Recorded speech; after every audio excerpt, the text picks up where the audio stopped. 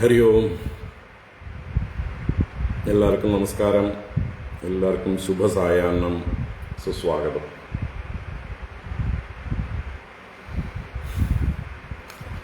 ഓം ശുക്ലാംബരധരം വിഷ്ണും ശശിവർണം ചതുർഭുജം പ്രസന്നവദനം ധ്യായേത് സർവവിഘ്നോപശാന്തയേ. ഗുരവേ സർവലോകാനാം വിഷജേ ഭവരോഗിണാം നിധയേ സർവവിദ്യാനാം ദക്ഷിണാമൂർത്തയേ നമഃ. ജന്മാദ്യസ്യ യതോന്വയാദിതരതശ്ചാർത്ഥേഷ്വഭിജ്ഞസ്വരാട് തേനേ ബ്രഹ്മഹൃദായ ആദികവയേ മുഹ്യന്തി യത്സൂരയഃ. തേജോ വാരിമൃതാം യദാ വിനിമയോ യത്ര ത്രിസർഗോ അമൃഷാ ധാംനാ സ്വേന സദാ നിരസ്തകുഹകം സത്യം പരം ധീമഹി. ധർമ്മഃ പ്രോജ്ജിതകൈതവോऽത്ര പരമോ നിർമത്സരാണാം സതാം. വേദ്യം വാസ്തവമത്ര വസ്തു ശിവദം താപത്രയോന്മൂലനം. ശ്രീമദ്ഭാഗവതേ മഹാമുനികൃതേ കിം വാ പരൈരീശ്വരഃ സദ്യോ ഹൃദ്യവരുധ്യതേത്ര കൃതിഭിഃ ശുശ്രൂഷുഭിസ്തക്ഷണാത്. നിഗമകൽപതരോർഗളിതം ഫലം ശുകമുഖാദമൃതദ്രവസംയുതം പിബത ഭാഗവതം രസമാലയം മുഹുരഹോ രസികാ ഭുവി ഭാവുകാഃ. നാരായണം നമസ്കൃത്യ നരം ചൈവ നരോത്തമം ദേവീം സരസ്വതീം വ്യാസം തതോ ജയമുദീരയേത്. യം പ്രവ്രജന്തമനുപേതമപേതകൃത്യം ദ്വൈപായനോ വിരഹകാതര ആജുഹാവ. പുത്രേതി തന്മയതയാ തരവോഭിനേദുഃ തം സർവഭൂതഹൃദയം മുനിമാനതോസ്മി. യസ്വാനുഭാവമഖിലശ്രുതിസാരമേകം അധ്യാത്മദീപമതിതിതീർഷദാം തമോന്ദം. സംസാരിണാം കരുണയാഃ പുരാണഗുഹ്യം തം വ്യാസസൂനുമുപയാമി ഗുരും മുനീനാം. മൂകം കരോതി വാചാലം പങ്കും ലംഘയത്തെ ഗിരിം യത്കൃപാതമഹം വന്ദേ പരമാനന്ദമാധവം. യം ബ്രഹ്മാ വരുണേന്ദ്രരുദ്രമരുതഃ സ്തുന്വന്തി ദിവ്യൈസ്തവൈഃ വേദൈഃ സാംഗപദക്രമോപനിഷദൈഃ ഗായന്തി യം സാമഗാഃ. ധ്യാനാവസ്ഥിതതദ്ഗതേന മനസാ പശ്യന്തി യം യോഗിനോ യസ്യാന്തം ന വിദുഃ സുരാസുരഗണാഃ. ദേവായ തസ്മൈ നമഃ. കോമളം കൂജയൻ വേണും ശ്യാമളോയം കുമാരകഃ വേദവേദ്യം പരം ബ്രഹ്മ ഭാസതാം പുരതോ മമ. ഭൂതൈർമഹദ്ഭിർയ ഇമാ പുരോ വിഭുഃ നിർമായശേതേ യദമൂഷു പൂരുഷഃ. ഭുങ്ക്തേ ഗുണാൻ ഷോഡശ ഷോഡശാത്മകഃ സോലംകൃഷീഷ്ട ഭഗവാൻ ഭജാംസി മേ. സച്ചിദാനന്ദരൂപായ വിശ്വോത്പത്യാദിഹേതവേ താപത്രയ വിനാശായ ശ്രീകൃഷ്ണായ വയം നുമഃ. കൃഷ്ണായ വാസുദേവായ ഹരയേ പരമാത്മനേ പ്രണതക്ലേശനാശായ ഗോവിന്ദായ നമോ നമഃ. കൃഷ്ണായ വാസുദേവായ ദേവകീനന്ദനായ ച നന്ദഗോപകുമാരായ ഗോവിന്ദായ നമോ നമഃ. നമഃ പങ്കജനാഭായ നമഃ പങ്കജമാലിനേ നമഃ പങ്കജനേത്രായ നമസ്തേ പങ്കജാംഗ്രയേ. പീതാംബരം കരവിരാജിതശംഖചക്രകൗമോദകീ സരസിജം കരുണാസമുദ്രം രാധാസഹായമതിസുന്ദരമന്ദഹാസം വാതാലയേശമനിശം ഹൃദി ഭാവയാമി വാതാലയേശമനിശം ഹൃദി ഭാവയാമി. ഓം നമോ ഭഗവതേ വാസുദേവായ. ഓം നമോ നാരായണായ. ഓം ശ്രീ ഗുരുവായൂരപ്പ ശരണം. ഓം നമഃ പരമഋഷിഭ്യോ നമഃ പരമഋഷിഭ്യഃ. ശ്രീ ഗുരുഭ്യോ നമഃ. നാരായണ. ഹരി ഓം. എല്ലാവർക്കും നമസ്കാരം. എല്ലാവർക്കും ശുഭസായാഹ്നം. ഭാഗവത ജ്ഞാനഗംഗയിലേക്ക് സുസ്വാഗതം. സുസ്വാഗതം. രുക്മിണി സ്വയംവരം അതിൻ്റെ അവസാന ഭാഗത്തേക്ക് കടക്കുകയാണ്.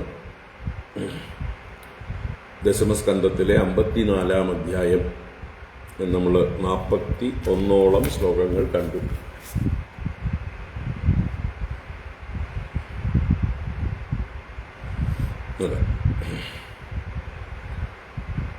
ഇനി 42 മുതൽ ബാക്കിയുള്ള ശ്ലോകങ്ങളാണ് കാണാനുള്ളത്. 60 വരെയുള്ള ശ്ലോകങ്ങൾ. അതിൽ 53-ാം ശ്ലോകത്തിലാണ് ഭഗവാന്റെ രുക്മിണി സ്വയംവരം. അത് വിധിപ്രകാരം നല്ല മുഹൂർത്തത്തിൽ ദ്വാരകയിൽ വെച്ച് എല്ലാ മുതിർന്നവരുടെയും അതുപോലെ മറ്റ് രാജാക്കന്മാരുടെയും സജ്ജനങ്ങളുടെയും എല്ലാം സദസ്സിൽ വെച്ച് ഭംഗിയായിട്ട് നിർവഹിക്കുന്നത്. നമുക്ക് 18-ാം ശ്ലോകം മുതൽക്ക് വായിക്കാം. രുക്മിയുടെ അസഹിഷ്ണുത. രുക്മി പ്രതിജ്ഞ ചെയ്ത് ഭഗവാനെ ആക്രമിക്കാനായിട്ട് വരുന്നതും ഭഗവാനും രുക്മിയും തമ്മിലുള്ള യുദ്ധവും ഭഗവാൻ രുക്മിയെ നിരായുധനാക്കി ബന്ധിച്ച് വധിക്കാൻ പുറപ്പെട്ടപ്പോൾ ദേവി കാൽക്കൽ വീണ് അപേക്ഷിച്ചതും ഭഗവാൻ വിരൂപം ആക്കിയിട്ട് രുക്മിയെ ഉപേക്ഷിച്ചതും ബലരാമസ്വാമി വന്ന് കൃഷ്ണനെ അല്പം ശാസിക്കുന്നതും രുക്മിണിയെ ആശ്വസിപ്പിക്കുന്നതുമായിട്ടുള്ള ഭാഗങ്ങളാണ് നമ്മൾ കഴിഞ്ഞ ക്ലാസ്സിൽ കണ്ടത്. അതാണ് ഈ 18 മുതൽക്കുള്ള 41 വരെയുള്ള ശ്ലോകങ്ങൾ. അതിനെ തുടർന്ന് ബലരാമസ്വാമിയുടെ അതിഗംഭീരമായിട്ടുള്ള ഉപദേശം, ആത്മജ്ഞാനോപദേശം തന്നെയാണ് രുക്മിണിക്ക് കൊടുക്കുന്നത്. അത് കഴിഞ്ഞിട്ടാണ് രുക്മിണിയുടെ സ്വയംവരം. അപ്പോൾ നമുക്ക് 18-ാം ശ്ലോകം മുതൽക്ക് വായിക്കാം. ഓം നമോ ഭഗവതേ വാസുദേവായ. അഥ ശ്രീമദ്ഭാഗവതേ ദശമസ്കന്ധേ ഉത്തരാർദ്ധേ 45-തമോऽധ്യായഃ. ശ്രീശുക ഉവാച. ശ്ലോകം 18. രുക്മീ തു രാക്ഷസോദ്വാഹം കൃഷ്ണദ്വിത് അസഹൻ സ്വസുഃ പൃഷ്ഠതോന്വഗമത്കൃഷ്ണം അക്ഷൗഹിണ്യാവൃതോ ബലി. രുക്മ്യമർഷി സുസംരബ്ധഃ ശൃണ്വതാം സർവഭൂഭുജാം പ്രതിജജ്ഞേ മഹാബാഹുഃ ദംശിതഃ സശരാസനഃ. അഹത്വാ സമരേ കൃഷ്ണം അപ്രത്യൂഹ്യ ച രുക്മിണീം കുണ്ഡിനം ന പ്രവേക്ഷ്യാമി സത്യമേതദ്ബ്രവീമി വഃ. ഇത്യുക്ത്വാ രഥമാരുഹ്യ സാരഥിം പ്രാഹ സത്വരഃ ചോദയാശ്വാൻ യത കൃഷ്ണഃ തസ്യ മേ സംയുഗം ഭവേത്. അദ്യാഹം നിശിതൈർബാണൈഃ ഗോപാലസ്യ സുദുർമതേഃ നേഷ്യേ വീര്യമദം യേന സ്വസാ മേ പ്രസഭം ഹൃതാ. വികത്തമാനകുമതിഃ ഈശ്വരസ്യ പ്രമാണവിത് രഥേനൈകേന ഗോവിന്ദം തിഷ്ഠതിഷ്ഠേത്യദാഹ്വയത്. ധനുർവിഗൃഹ്യ സുദൃഢം ജഘ്നേ കൃഷ്ണം ത്രിഭിഃ ശരൈഃ ആഹചാത്രക്ഷണം തിഷ്ഠ യദൂനാം കുലപാംസന कुत्रयासि स्वसारं मे मुषित्वा ध्वांशवद्धविः हरिष्येद्यमगं मन्दमायिनः कूडयोदिनः यावन्न मे हतो बाणैः शयीधामुञ्जदारिकाम् स्मयन् कृष्णो धनुश्चित्वा षड्भिर्विव्याधरुग्मिणम् अष्टभिश्चतुरो वाहान् द्वाभ्यां सूतं ध्वजं त्रिभिः स चान्यद्धनुरादाय कृष्णं विव्याध पञ्चभिः तैस्ताडिदः सरौघैस्तु चिच्छेदनुरच्छुदः पुनरन्यदुपादत्त तदप्यच्छिनदव्ययः परिघं पट्टिशं शूलं चर्मासी शक्तितोमरौ यद्यदायुधमादत्त तत्सर्वं सोच्छिनद्धरिः ततो रथादवप्लुत्य गड्गपाणिर्जिघांसया कृष्णमभ्यद्रवत्क्रुद्धः पतङ्गैव पावकम् तस्य चापततद्खड्गं तिलसश्चर्मचेषुभिः चित्वासि मादते तिग्मं रुक्मिणं हन्तुमुद्यतः दृष्ट्वा प्रादृवतोद्योगं रुक्मिणी भयविह्वला पतित्वा पादयोर्भर्तुः उवाच करुणं सती योगेश्वरा प्रमेयात्मन् देवदेवा जगत्पते हन्तुं नार्हसि कल्याण भ्रातरं मे महाभुज श्रीशुक उवाच तया परित्रास विकम्पिताङ्गया शुचावशुष्यन्मुखरुद्धकण्डया कादर्यविस्रंसित हेममालया गृहीतपादः करुणो न्यवर्तत चैलेन बद्ध्वा तम् असाधुकारिणं सस्मश्रुकेशं प्रवपन् व्यरूपयत् तावन्ममर्दुः परसैन्यमद्भुतं यदुप्रवीरा नलिनीं यदा गजाः कृष्णान्तिकमुपव्रज्य ददृशुस्तत्र रुक्मिणं तथा भूतं हतप्रायं दृष्ट्वा सङ्कर्षणो विभुः विमुच्य बद्धं करुणो भगवान् कृष्णमब्रवीत् असाद्वितं त्वया कृष्ण कृतमस्मज्जुगुप्सितं वपनं श्मश्रुकेशानां वैरूप्यं सुहृदो वदः मैवास्मान् साध्व्यसूयेधा भ्रातुर्वैरूप्यचिन्तया सुखदुःखदो न चान्योऽस्ति यतः स्वकृतभुक् पुमान् बन्धुर्वदार्हदोषोऽपि न बन्धोर्वदमर्हति त्याज्यः स्वेनैव दोषेण हतः किं हन्यते पुनः क्षत्रियाणाम् अयं धर्मः प्रजापतिविनिर्मितः भ्रातापि भ्रातरं हन्यात् येन घोरतरस्ततः राज्यस्य भूमेर्वित्तस्य स्त्रियो मानस्य तेजसः मानिनो अन्यस्य वा हेतोः श्रीमदान्धाः क्षिपन्तिः तवेयं विषमा बुद्धिः सर्वभूतेषु दुर्हृदाम् यन्मन्यसे सदा भद्रं सुहृदां भद्रमज्ञवत् आत्ममोहो नृणामेषः कल्प्यते देवमायया सुहृद्दुर्हृत् उदासीनः इति देहात्ममानिनाम् एक एव परो ह्यात्मा सर्वेषामपि देहिनां नानेव गृह्यते मूढैः यदा ज्योतिर्यदा नभः देह आद्यन्तवान् एषः द्रव्यप्राणगुणात्मकः आत्मन्यविद्यया क्लुप्तः संसारयति देहिनम् नात्मनो अन्येन संयोगो वियोगश्च सतः सति तद्धेतुत्वात् तल्प्रसिद्धेः दृग्रूपाभ्यां यदा रवेः जन्मादयस्तु देहस्य विक्रियानात्मनः क्वचित् कलानामिव नैवेन्दोः मृतिर्ह्यस्य कुहूरिव यदा शयान आत्मानं विषयान् फलमेव च अनुभुङ्क्तेऽप्यसत्यर्थे तदाप्नोत्यबुधो भवम् तस्मादज्ञानजं शोकम् आत्मशोषविमोहनं तत्त्वज्ञानेन निर्हृत्य स्वस्था भव शुचिस्मिते।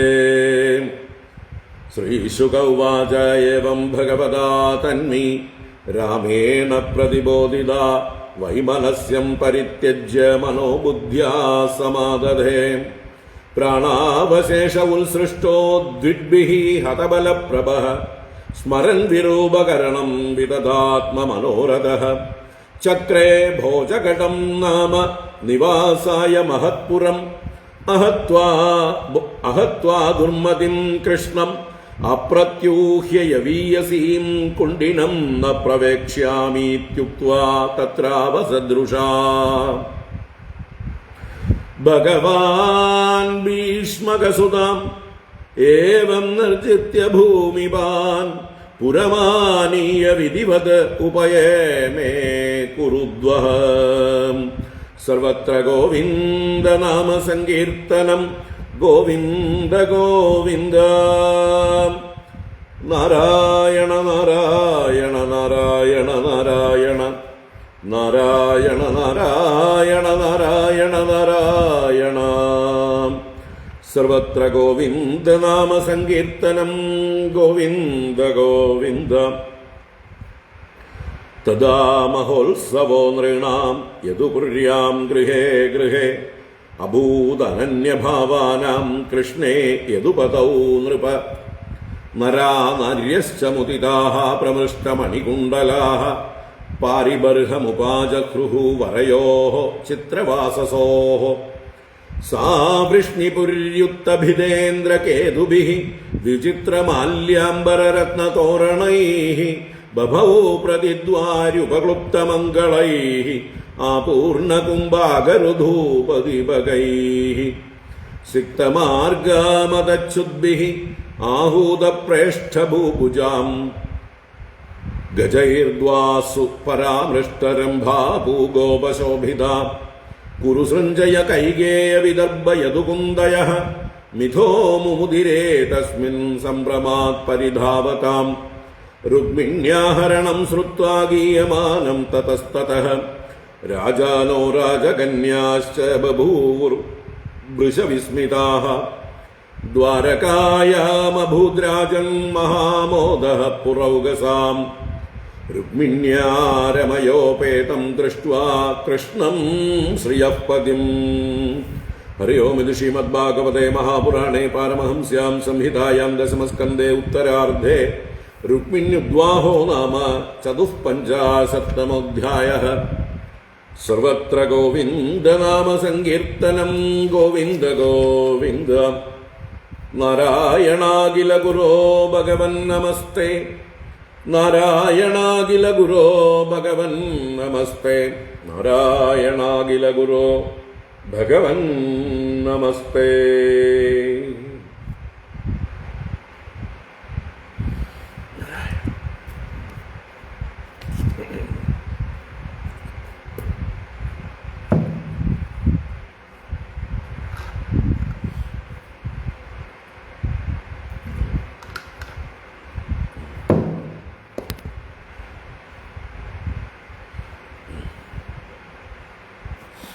നാരായണ.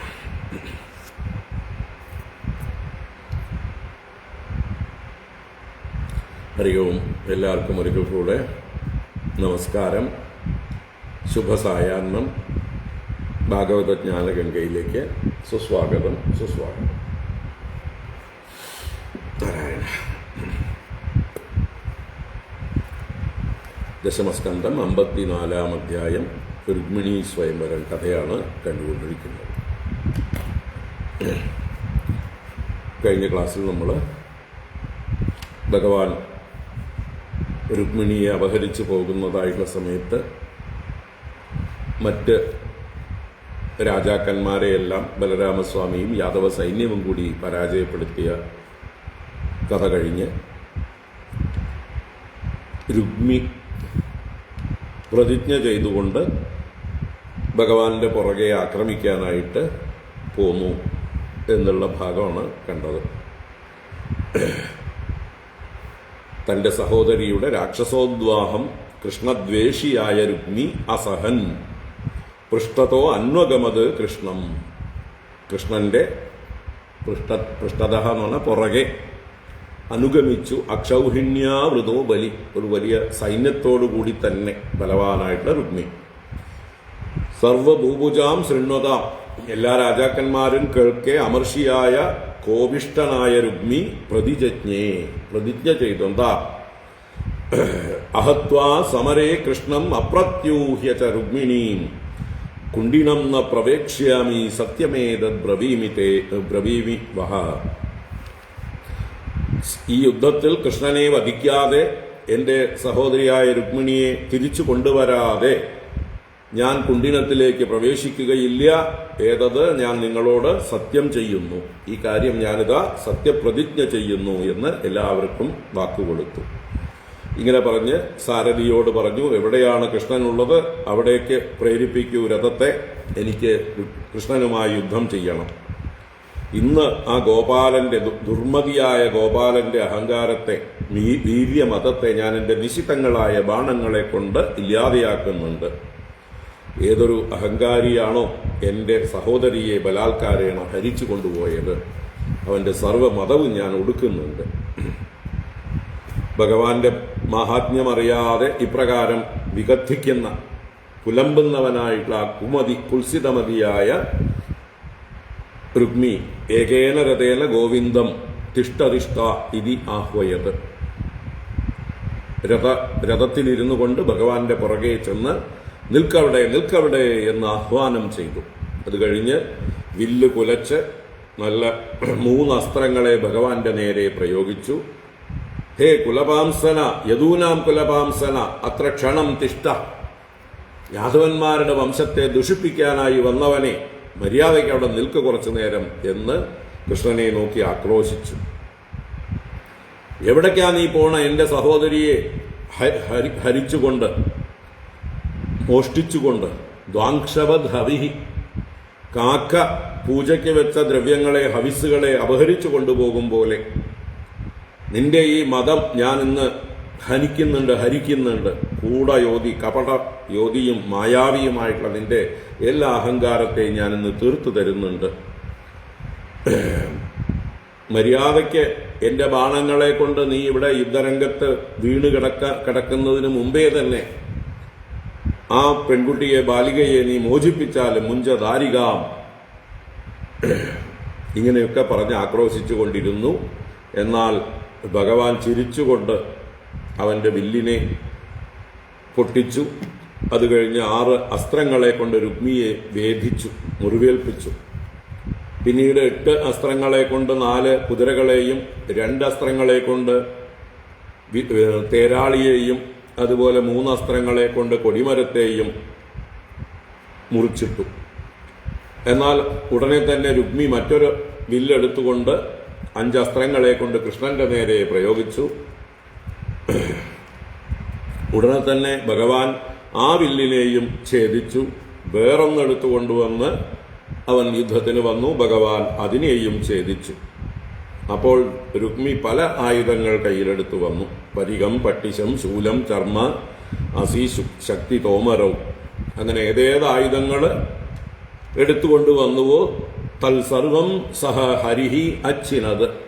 ആ അസ്ത്രങ്ങളെ, ആയുധങ്ങളെ എല്ലാം തന്നെ ഭഗവാൻ ഛേദിച്ചു കളഞ്ഞു.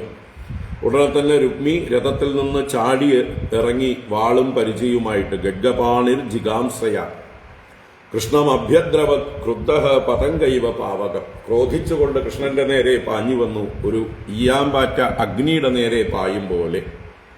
ഈയാമ്പാറ്റ അഗ്നിയുടെ നേരെ പാഞ്ഞാൽ ഉറപ്പാണ് അതിന്റെ നാശം. അതുപോലെ ഭഗവാന്റെ പ്രഭാവമറിയാതെ രുക്മി ഭഗവാന്റെ നേരെ പാഞ്ഞു.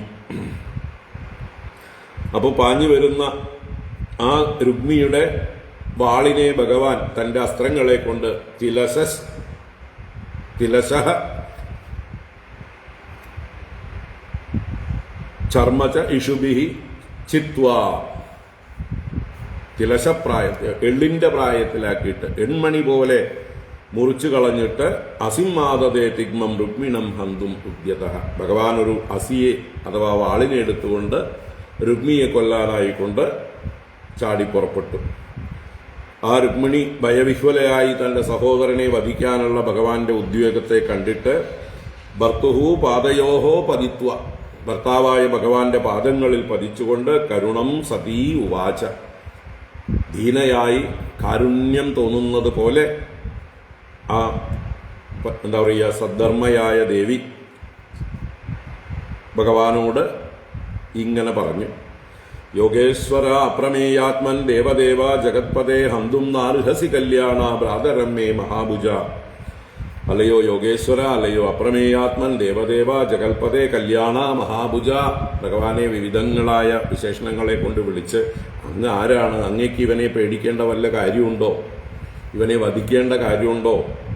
ഇവനെ കൊല്ലാൻ പാടില്ല, ഇവനെ പ്രാണൻ തിരികെ കൊടുക്കണം എന്നുള്ള രീതിയിൽ കെഞ്ചുകയാണ് ദേവി.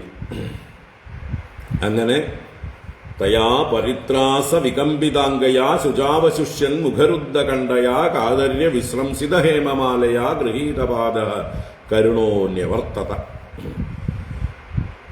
ഭയം കൊണ്ട് വിറയ്ക്കുന്ന ശരീരാവയവങ്ങളോടുകൂടിയവളും അതുപോലെ ശോകം കൊണ്ട് മുഖകമലം വാടിയവളും കണ്ണുനീർ ചുടുചുടുന്നുള്ള കണ്ണുനീർ വീണ് ദേവിയുടെ മുഖമാകുന്ന താമര വാടി, അതുപോലെ തൊണ്ട അടഞ്ഞുകൊണ്ട് രുദ്ധകണ്ഠയ, അതുപോലെ കാതര്യ വിശ്രംസിത ഹേമമാലയ, ശരീരത്തിൽ അണിഞ്ഞിരുന്നതായിട്ടുള്ള സ്വർണമാലയെല്ലാം അവളുടെ പരവശത കൊണ്ട് അവരുടെ ദൈന്യം കൊണ്ട് മെലിഞ്ഞുപോയി തോന്നുന്നു, പെട്ടെന്ന് തന്നെ അഴിഞ്ഞു വീണു. അങ്ങനെ ഭഗവാന്റെ പാദങ്ങളെ മുറുക്കെ പിടിച്ച് ആ സമയത്ത് ഭഗവാൻ കരുണനായിട്ട് നിവർത്തിച്ചു. ആ യുദ്ധോദ്യമത്തിൽ നിന്ന് പിന്തിരിഞ്ഞു. എന്നിട്ട് ആ അസാധുകാരിണം തം ശൈലേന ബദ്ധ്വ, കൊള്ളരുതാത്ത പ്രവൃത്തി ചെയ്യുന്നവനായിട്ടുള്ള ആ രുക്മിയെ ചേല കൊണ്ട് ബന്ധിച്ച്, ഉത്തരീയം കൊണ്ടും മറ്റുമൊക്കെ ബന്ധിച്ച് അവന്റെ സസ്മശ്രുകേശം പ്രവപൻ വിരൂപയത്, മീശയോടുകൂടി തലമുടിയെ വടിച്ച് അവനെ വിരൂപമാക്കി ചെയ്തു. അത് ആ സമയത്തിൽ ബലരാമസ്വാമിയുടെയും മറ്റും നേതൃത്വത്തിൽ യദുപ്രവീരാഹ താവത് പരസൈന്യം അദ്ഭുതം അമർദുഹു, ശത്രു സൈന്യത്തെ നല്ലതുപോലെ മർദ്ദിച്ചു. ഏതുപോലെ ഗജാഹ നളിനീം യഥാ, ആനകൾ താമരപ്പൊയ്കയെ മതിക്കും പോലെ യാദവന്മാര് രുക്മിയുടെ സൈന്യത്തെ മതിച്ചു. ഉടനെ തന്നെ ഭഗവാൻ ഈ രുക്മിയെ ഇങ്ങനെ വിരൂപനാക്കിയത് കണ്ട് രുക്മിണീ ദേവി ഭഗവാന്റെ കാലുപിടിച്ച് കരയുന്ന ആ രംഗം കണ്ട് വളരെയധികം കരുണ തോന്നിയതായിട്ടുള്ള ബലരാമസ്വാമി അതാ കൃഷ്ണാന്തികം ഉപവ്രജ്യ ദദൃശുസ്തത്ര രുക്മിണം തദാഭൂതം ഹതപ്രായം ദൃഷ്ട്വ സംഘർഷണോ വിഭുഹു വിമുച്യബദ്ധം കരുണോ ഭഗവാൻ കൃഷ്ണമബ്രവീത്. അപ്പൊ ഹതപ്രായനായിരിക്കുന്ന, മരിച്ചതിന് തുല്യനായി ഇങ്ങനെ ഭവിച്ചിരിക്കുന്ന ആ രുക്മിയെ കണ്ട് സംഘർഷണമൂർത്തിയായ ഭഗവാൻ ബദ്ധം വിമുച്യ, അവന്റെ കെട്ടൊക്കെ അഴിച്ചു വിട്ടിട്ട് കരുണയോടുകൂടെ കൃഷ്ണനോട് ഇങ്ങനെ പറഞ്ഞു, കൃഷ്ണനെ ശാസിക്കും പോലെ പറഞ്ഞു, അസാധ്വിതം ത്വയാ കൃഷ്ണാകൃതം, ഈ ചെയ്തത് നീ അസാധുവാണ് കൃഷ്ണ, കൊള്ളരുതാത്ത പ്രവൃത്തിയാണ് ചെയ്തത്. അസ്മത് ജുഗുപ്സിതം, നമ്മൾക്ക് നാണക്കേടാണ് ഇങ്ങനെയൊക്കെ ചെയ്യുന്നത്. വപനം ശ്മശ്രുകേശാനാം വൈരൂപ്യം സുഹൃതോ വധഃ, തലമുടിയും മീശയുമെല്ലാം വടിച്ചു കളയുന്ന വൈരൂപ്യ രൂപത്തിലാക്കുന്നത് ബന്ധുക്കളെ വധിച്ചതിന് തുല്യമാണ്. ഇപ്പൊ ബന്ധുവധം എന്നുള്ള പാപം ചെയ്തത് പോലെയാണ് നീ ചെയ്തിരിക്കുന്നത്, കൊള്ളരുതാത്ത പ്രവൃത്തിയാണ് എന്ന് ഏട്ടൻ അനുജനെ ശാസിച്ചു. ഉടനെ രുക്മിണിയുടെ നേരെ തിരിഞ്ഞു പറഞ്ഞു, ഹേ സാധ്വി അസ്മാൻ മഹീവ അസൂയേത, അല്ലയോ നല്ല ശീലമുള്ളവളായ രുക്മിണി ദേവി, ഞങ്ങളെക്കുറിച്ച് നീ ഒന്നും തെറ്റിദ്ധരിക്കരുത് കേട്ടോ, ഞങ്ങളോട് അസഹിഷ്ണുത ഉണ്ടാവാൻ പാടില്ല.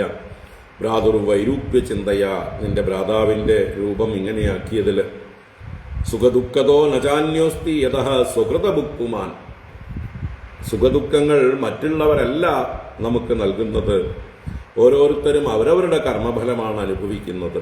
അതുകൊണ്ട് ആരെയും കുറ്റപ്പെടുത്തേണ്ടതില്ല, ആരുടെ നേരെയും നമുക്ക് വിദ്വേഷമുണ്ടാകേണ്ട കാര്യമില്ല.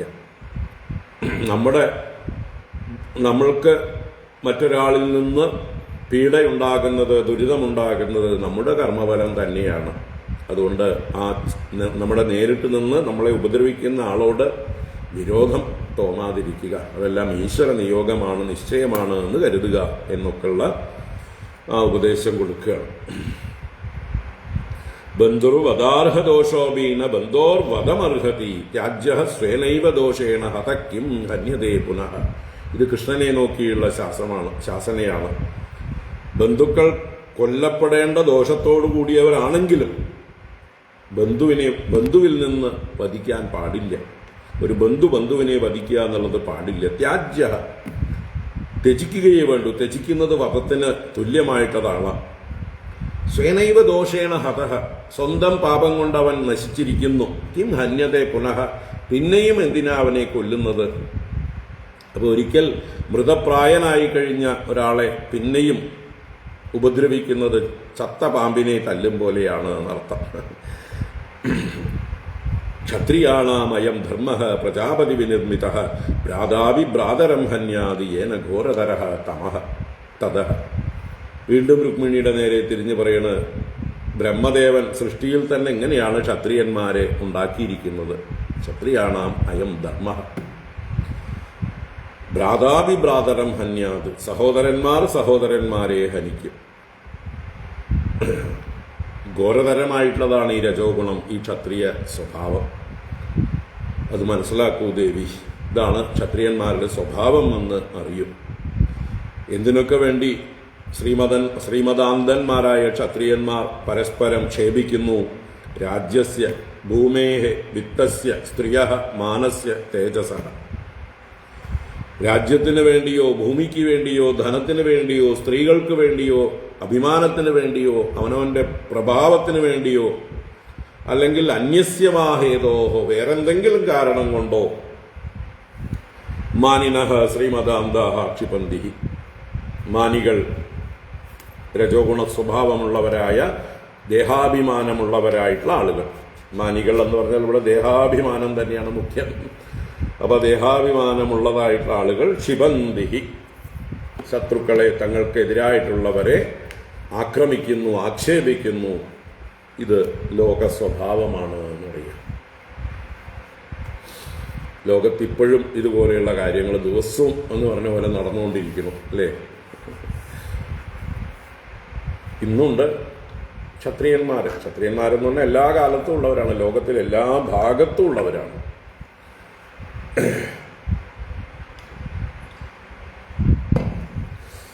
സിംഹാസനവും കിരീടവും വാളും അമ്പും വില്ലും ഒന്നും വേണ്ട ക്ഷത്രിയരാവാൻ. ക്ഷത്രിയരാവുന്നത് സ്വഭാവം കൊണ്ടാണ്, രജോ ഗുണം കൊണ്ടാണ്.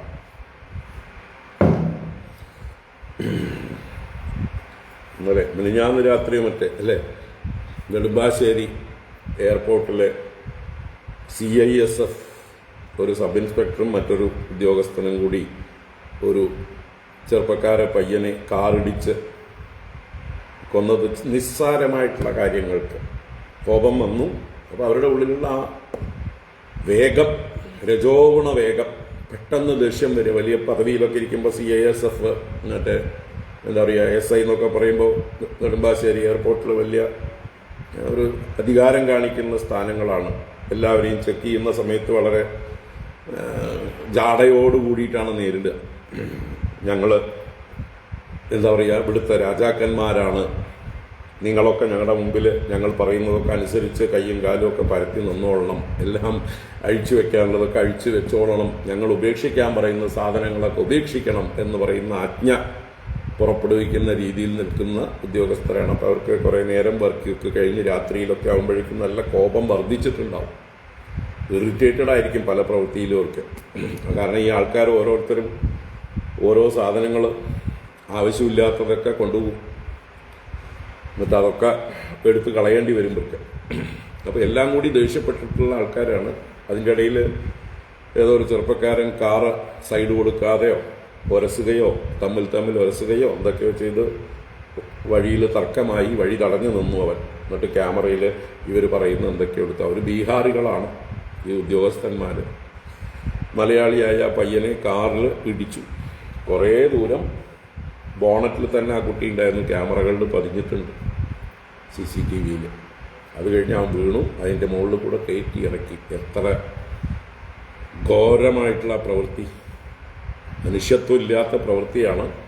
അതെന്തുകൊണ്ടാണ്? ഈ രജോ ഗുണം കൊണ്ടാണ്. അപ്പം അങ്ങനെയുള്ള സമയത്തൊക്കെ ഈ ആവേഗമുള്ള ആളുകളോട് നമ്മൾ എതിരിടാൻ നിൽക്കരുത്.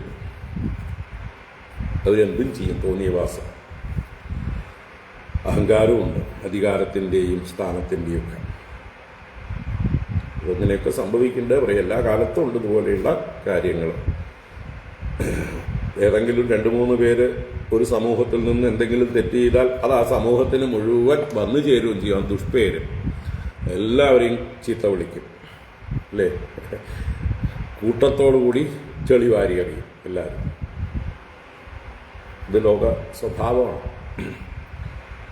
അപ്പം അതുകൊണ്ട് ഇങ്ങനെയുള്ള കോപിച്ചിരിക്കുന്ന ആളുകളോട് നമ്മൾ സംസാരിക്കാതിരിക്കുകയാണ് ഏറ്റവും നല്ലത്. നമ്മൾക്ക് കോപം വരാതിരിക്കുക, നമ്മൾ ഭഗവാന്റെ നാമം ജപിക്കുക, ശ്വാസം നല്ലോണം ദീർഘമായിട്ട് വലിച്ചു വിടുക. ഇതൊക്കെയാണ് ഇങ്ങനെയുള്ള സന്ദർഭങ്ങളിൽ ചെയ്യേണ്ടത്. അവരുടെ പാട്ടിന് പോകാൻ വിടുക, അധികം പ്രകോപിപ്പിക്കാതിരിക്കുക. പക്ഷെ എല്ലാവർക്കും അത് സാധിക്കുമോ? അത് സത്വഗുണമുള്ളവർക്കേ സാധിക്കുള്ളൂ. അപ്പോൾ നമ്മുടെ ജീവിതത്തിലും ഇങ്ങനെയുള്ള അവസരങ്ങൾ വരാം. നമ്മൾ സത്വഗുണം വളർത്തണം, ഭഗവാനെ മുറുകെ പിടിക്കണം എന്ന് പറയണം. അപ്പോൾ എന്തായാലും ക്ഷത്രിയന്മാരുടെ സ്വഭാവത്തെ പറഞ്ഞുകൊണ്ട് രുക്മിണിയെ എന്താ പറയുക, ആശ്വസിപ്പിക്കുക. എന്താണ് ലോക സ്വഭാവം എന്നുള്ള ബോധം ഉണ്ടാക്കിക്കൊണ്ട് ലൗകിക രീതിയ ഉപദേശിച്ചതാണ് ഇത്ര നേരം. ഇനി കുറച്ചുകൂടി ആത്മീയമായിട്ടുള്ള ഉപദേശം കൊടുക്കാൻ പോവുകയാണ്. അതാണ് മറ്റൊരു പ്രകരണമാണ്. ഇപ്പോൾ ഭഗവത്ഗീതയിൽ 2-ാം അധ്യായത്തിൽ ഭഗവാൻ അർജുനന് ഉപദേശിക്കും. ആദ്യം കുറച്ച് സാഖ്യയോഗം എന്നുള്ളതായിട്ടുള്ള പേരിൽ ആത്മതത്വം ഉപദേശിക്കും. അത് കഴിഞ്ഞ് പിന്നെ ക്ഷത്രിയധർമ്മം ഉപദേശിക്കും. അത് ലൗകിക രീതി. ഇവിടെ തിരിച്ച് ആദ്യം ലോകരീതിയെ ഉപദേശിച്ചു. അത് കഴിഞ്ഞിട്ടാണ് ആത്മതത്വോപദേശം ബലരാമസ്വാമി അനിയത്തിക്ക് ചെയ്യുന്നത്, രുക്മിണി ദേവിക്ക് ചെയ്യുന്നത്. നമുക്കത് നോക്കാം. വളരെ രസകരമാണ്. വാസ്തവത്തിൽ ഈ രുക്മിണി സ്വയംവരം കഥയിൽ ഏറ്റവും മർമ്മപ്രധാനമായിട്ടുള്ള ഭാഗമാണ് ഈ 42 മുതൽ 49 വരെ അല്ലേ? 49 വരെയുള്ള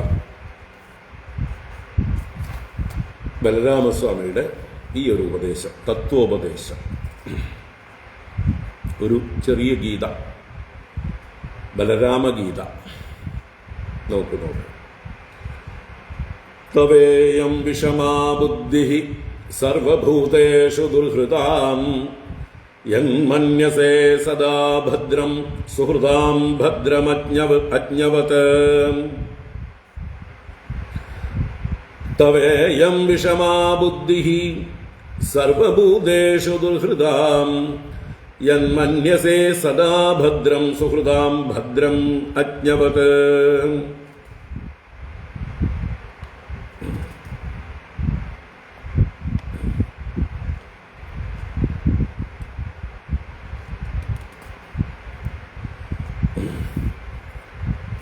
അപ്പോൾ തവ ഇയം വിഷമാബുദ്ധി സർവഭൂതേഷു ദുർഹൃതാം യന്മന്യസേ സദാ ഭദ്രം സുഹൃതാം ഭദ്രം അജ്ഞവത്. 2-ാമത്തെ വരിയിൽ യന്മന്യസേ സദാ അഭദ്രം എന്ന് എടുക്കണം. അപ്പോഴാണ് അർത്ഥം പൂർണ്ണമാവുക. അപ്പൊ തവേയം വിഷമാബുദ്ധി രുക്മിണിയോട് പറയണം. ഇത്രയും പറഞ്ഞിട്ടും ആശ്വസിക്കാതെ കരഞ്ഞുകൊണ്ടിരിക്കുകയാണ് രുക്മിണി, വിഷമിച്ചുകൊണ്ടിരിക്കുകയാണ്. ആ മുഖത്തുള്ള പ്രസാദം വന്നിട്ടില്ല. അപ്പം അതുകൊണ്ട് പറയണു, തവ ഇയം വിഷമാബുദ്ധി, നിന്റെ ഈ വിഷമബുദ്ധി, വിഷമബുദ്ധി എന്ന് പറഞ്ഞാൽ സമമല്ലാത്ത ബുദ്ധി, വിരുദ്ധ ബുദ്ധി, 2 തരം ബുദ്ധി. എന്തൊക്കെയാണത്? അത് സർവഭൂതേഷു, എല്ലാ ഭൂതങ്ങളുടെ നേർക്കും നിനക്ക് ഈ വിഷമബുദ്ധി ഉണ്ട്. എന്താണ്? യത് മന്യസേ ദുർഹൃതാം സദാ അഭദ്രം സുഹൃതാം ഭദ്രം. മറ്റ് എല്ലാ ഭൂതങ്ങളിലും ഒരുപോലെ ഭദ്രം കാംക്ഷിക്കുകയാണ് സമബുദ്ധി.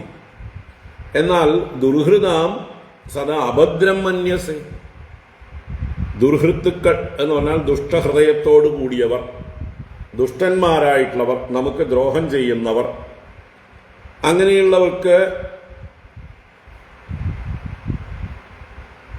അഭദ്രം ഉണ്ടാവണമെന്നും സുഹൃത്തുക്കൾക്ക് ഭദ്രം ഉണ്ടാവണമെന്നും, സുഹൃത്തുക്കൾ എന്ന് പറഞ്ഞാൽ ബന്ധുക്കൾ. അപ്പൊ നമ്മുടെ ബന്ധുക്കൾക്ക് ഭദ്രമുണ്ടാവണം, നന്മയുണ്ടാവണം, മംഗളമുണ്ടാകണം എന്നും ഉള്ളതായിട്ടുള്ള ബുദ്ധി വിഷമാബുദ്ധിയാണ് എന്നർത്ഥം. ഇപ്പോ മറ്റൊരർത്ഥത്തിൽ സർവഭൂതേഷു ദുർഹൃതാം സദാ ഭദ്രം എൻ മന്യസേ എന്നും അന്വയിക്കാം. എല്ലാ ഭൂതങ്ങളുടെ നേർക്കും ദുഷ്ടപ്രവൃത്തി ചെയ്യുന്നവരായിട്ടുള്ള അവരുടെ നേർക്ക് അവർ സുഹൃത്തുക്കളായതുകൊണ്ട്, ബന്ധുക്കളായതുകൊണ്ട് സദാ ഭദ്രം മന്യസേ അജ്ഞവത്, അജ്ഞരെ പോലെ എൻ്റെ ആളുകൾക്ക് മാത്രം ഭദ്രമുണ്ടാവണം, അവർ മറ്റുള്ള ഭൂതങ്ങൾക്കൊക്കെ ദ്രോഹം ചെയ്താലും എന്നും അന്വയിക്കാവുന്നതാണ്. അപ്പം എൻ്റെ ആൾക്കാർ എന്ത് ചെയ്താലും ന്യായീകരിക്കുക, അത് നമ്മുടെ സ്വഭാവമാണ്. മറ്റുള്ളവർ ചെയ്യുന്ന ചെറിയ ചെറിയ ചെറിയ തെറ്റുകൾ പോലും നമുക്ക് സഹിക്കാൻ പറ്റില്ല. മറ്റുള്ളവർ എന്ന് പറഞ്ഞാൽ നമുക്ക് എതിർപക്ഷത്ത് നിൽക്കുന്നവർ, നമ്മളുമായിട്ട് രക്തബന്ധമോ മറ്റേതെങ്കിലും തരത്തിലുള്ള ബന്ധങ്ങളോ ഇല്ലാത്തവർ, നമ്മൾ മമത എന്താ പറയുക, മമതയോടുകൂടി കാണാത്തവർ, ഇവരെൻ്റെ എന്നുള്ള വിചാരം നമുക്ക് ആരിലില്ലയോ അവരുടെ നേരെ നമുക്ക് എപ്പോഴും അവർക്ക് ഭദ്രം വന്നില്ലെങ്കിലും കുഴപ്പമൊന്നുമില്ല, അവർക്ക് അഭദ്രം വന്നാലും കുഴപ്പമൊന്നുമില്ല. എന്നാൽ എൻ്റെ എന്ന് പറയുന്ന ആളുകൾക്ക് അവരെന്ത് കൊള്ളരുതായ്മ ചെയ്താലും, എന്ത് ദുഷ്ടത്തരം ചെയ്താലും, മറ്റുള്ളവർക്കൊക്കെ ദ്രോഹം ചെയ്താലും അതിനെ നമ്മൾ ലഘൂകരിക്കുക, ന്യായീകരിക്കുക, സാമാന്യവൽക്കരിക്കുക, അല്ലേ?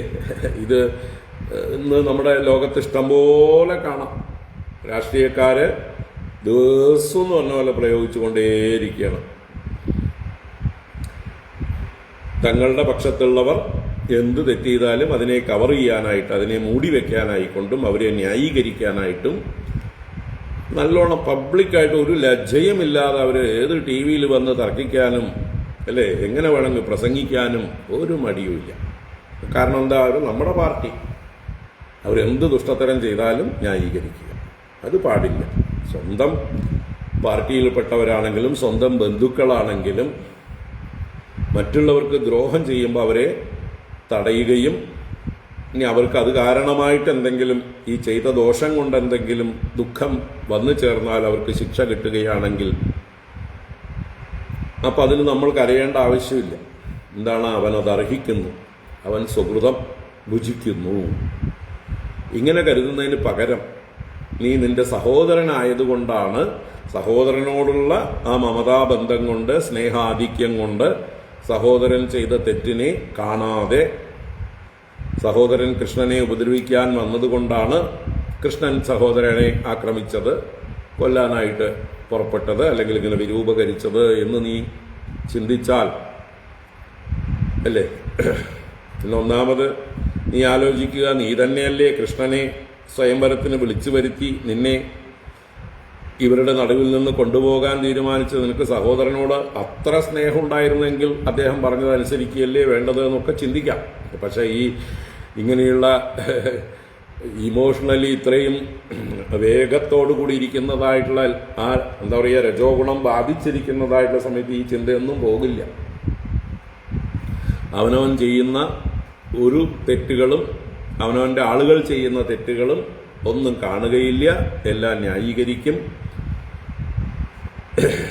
എന്നിട്ട് അവർക്ക് ദുഃഖം ഉണ്ടാകുമ്പോൾ ഇതുപോലെ വിഷമിക്കുകയും കരയുകയും ചെയ്യും.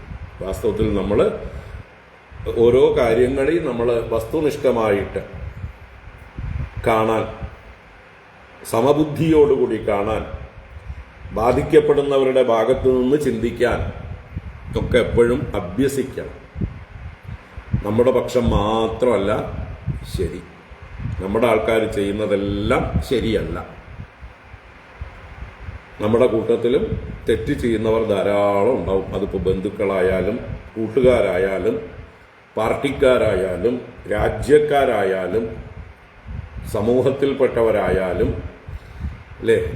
നമ്മുടെ ആൾക്കാരെന്ന് നമ്മൾ വിചാരിക്കുന്ന ഒരു പ്രത്യേക സമൂഹം, അല്ലെങ്കിൽ പ്രത്യേക ദേശക്കാര്, അല്ലെങ്കിൽ രാജ്യക്കാര്, അവിടെയൊക്കെ തെറ്റുകൾ ഉണ്ടാവും എന്ന് പറയാം. അപ്പം അതിനെ നമുക്ക് വിലയിരുത്താൻ കഴിയണം, ന്യൂട്രലായിട്ട് കാണാൻ കഴിയണം. അത് ഒബ്ജക്റ്റീവിറ്റി, വസ്തുനിഷ്ഠത. അതിലൊരു സബ്ജക്റ്റീവായിട്ടുള്ള ഇമോഷൻസിനെ അതിൽ കലരാതെ കാണാൻ നല്ല വിവേകം വേണം. അത് അഭ്യസിക്കേണ്ടതാണ്. അപ്പോഴേ നമ്മൾ മറ്റുള്ളവരെ കുറ്റപ്പെടുത്താതെയും എടുത്തു ചാടാതെയും ആരോടും ആവശ്യമില്ലാതെ ദേഷ്യപ്പെടാനും ഒന്നിനും നിൽക്കില്ല. നമ്മുടെ ജീവിതം പക്വതയോടുകൂടിയതായിരിക്കും, ശാന്തമായിരിക്കും. അപ്പോൾ ഇവിടെ കൃഷ്ണദ്രോഹം ചെയ്ത് മറ്റുള്ളവർക്കൊക്കെ ദ്രോഹം ചെയ്യുന്നവനായിട്ടുള്ള രുക്മിയെ നിന്റെ സഹോദരൻ എന്നുള്ളത് കൊണ്ട് മാത്രമാണ് നീ ഇത്രയും വിഷമിക്കുന്നത്. ഇനിയിപ്പോൾ ഈ സഹോദരൻ എന്നുള്ള ബുദ്ധി എവിടുന്നാ വരണത്? അത് നിന്റെ ദേഹാഭിമാനത്തിൽ നിന്നാണ്. നീ ഇന്നാളുടെ മകൾ, ഭീഷ്മക രാജാവിൻ്റെ മകൾ എന്ന് നിനക്ക് അഭിമാനം. അപ്പോൾ ഭീഷ്മക രാജാവിൻ്റെ മകൻ, മൂത്ത മകനായ രുക്മി തൻ്റെ ജ്യേഷ്ഠൻ എന്ന് ആ ദേഹങ്ങൾ തമ്മിലുള്ളതായിട്ടുള്ള ബന്ധം, രക്തബന്ധം, ഈ ഒരു മമതയാണ് നിന്റെ ദുഃഖകാരണം എന്ന് അടുത്ത ശ്ലോകങ്ങൾ അതിൽ വിസ്തരിക്കുന്നു. അപ്പോൾ ഈ പറഞ്ഞത് കൂടുതൽ എക്സ്പ്ലെയിൻ ചെയ്യാണ് അടുത്ത ശ്ലോകത്തിൽ. അപ്പൊ നീ പക്ഷപാതപരമായി ചിന്തിക്കാതിരിക്കുക, നിന്റെ മനസ്സിൽ വിഷമബുദ്ധി ഇല്ലാതിരിക്കുക, സമബുദ്ധി ഉണ്ടാവുക, എല്ലാവർക്കും ഭദ്രമുണ്ടാകണമെന്ന് ചിന്തിക്കുക. തെറ്റ് ചെയ്തവർ ആരായാലും അവർക്കതിൻ്റെ ദുഃഖം അനുഭവിക്കേണ്ടി വരും. അതിൽ നമ്മൾ വിഷമിക്കേണ്ട കാര്യമില്ല. ഇങ്ങനെയുള്ള കാര്യങ്ങളൊക്കെ നമ്മൾ മനസ്സിൽ ഉറപ്പിച്ചു വെക്കണം എന്നുള്ളതാണ് ഇതിൻ്റെ താല്പര്യം. ആത്മമോഹോ നൃണാം ഏഷഃ കൽപ്യത്തെ ദേവമായയാ സുഹൃദ്ദുർഹൃദ് ഉദാസീനഃ ഇതി ദേഹാത്മമാനിനാം. ആത്മമോഹോ നൃണാം ഏഷഃ കൽപ്യത്തെ ദേവമായയാ സുഹൃദ്ദുർഹൃദ് ഉദാസീനഃ ഇതി ദേഹാത്മമാനിനാം. ദേഹാത്മമാനിനാം സുഹൃത് ദുർഹൃത് ഉദാസീനഃ ഇതി ഏഷഃ ആത്മമോഹഃ നൃണാം ദേവമായയാ കൽപ്യത്തെ.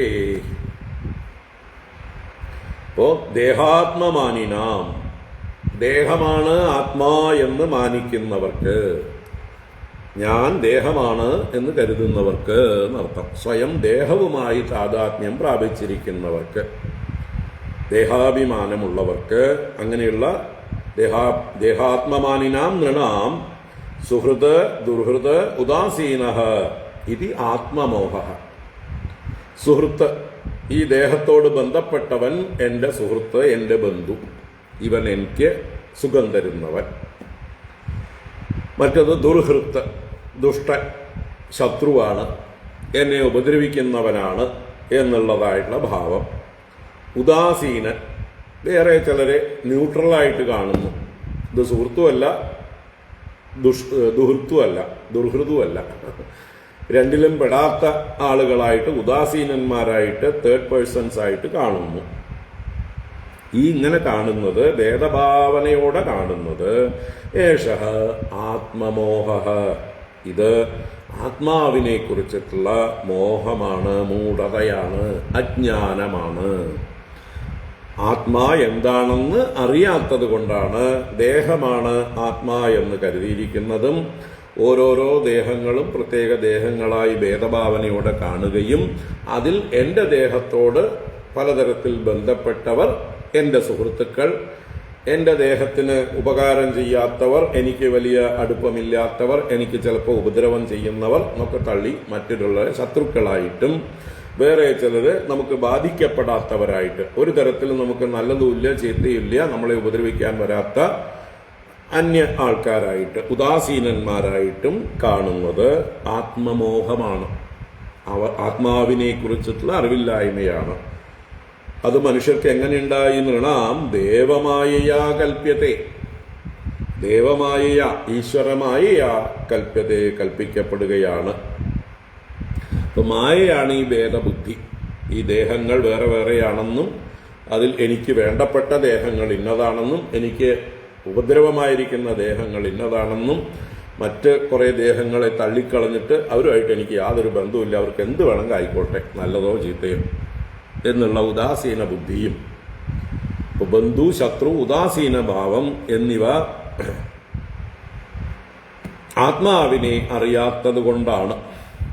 അപ്പോൾ ആത്മാവിനെ അറിഞ്ഞവർക്കോ ഈ ഭേദഭാവന ഉണ്ടാവില്ല. ആത്മാവിനെ അറിയാതിരിക്കാനുള്ള തടസ്സം എന്താണ്? മായ, ഈശ്വരമായ. അപ്പൊ ഈ മായ നീങ്ങാൻ എന്താ ചെയ്യേണ്ടത്? മായ നീങ്ങാൻ ഈശ്വരനെ തന്നെ ശരണം പ്രാപിക്കുക, അല്ലേ?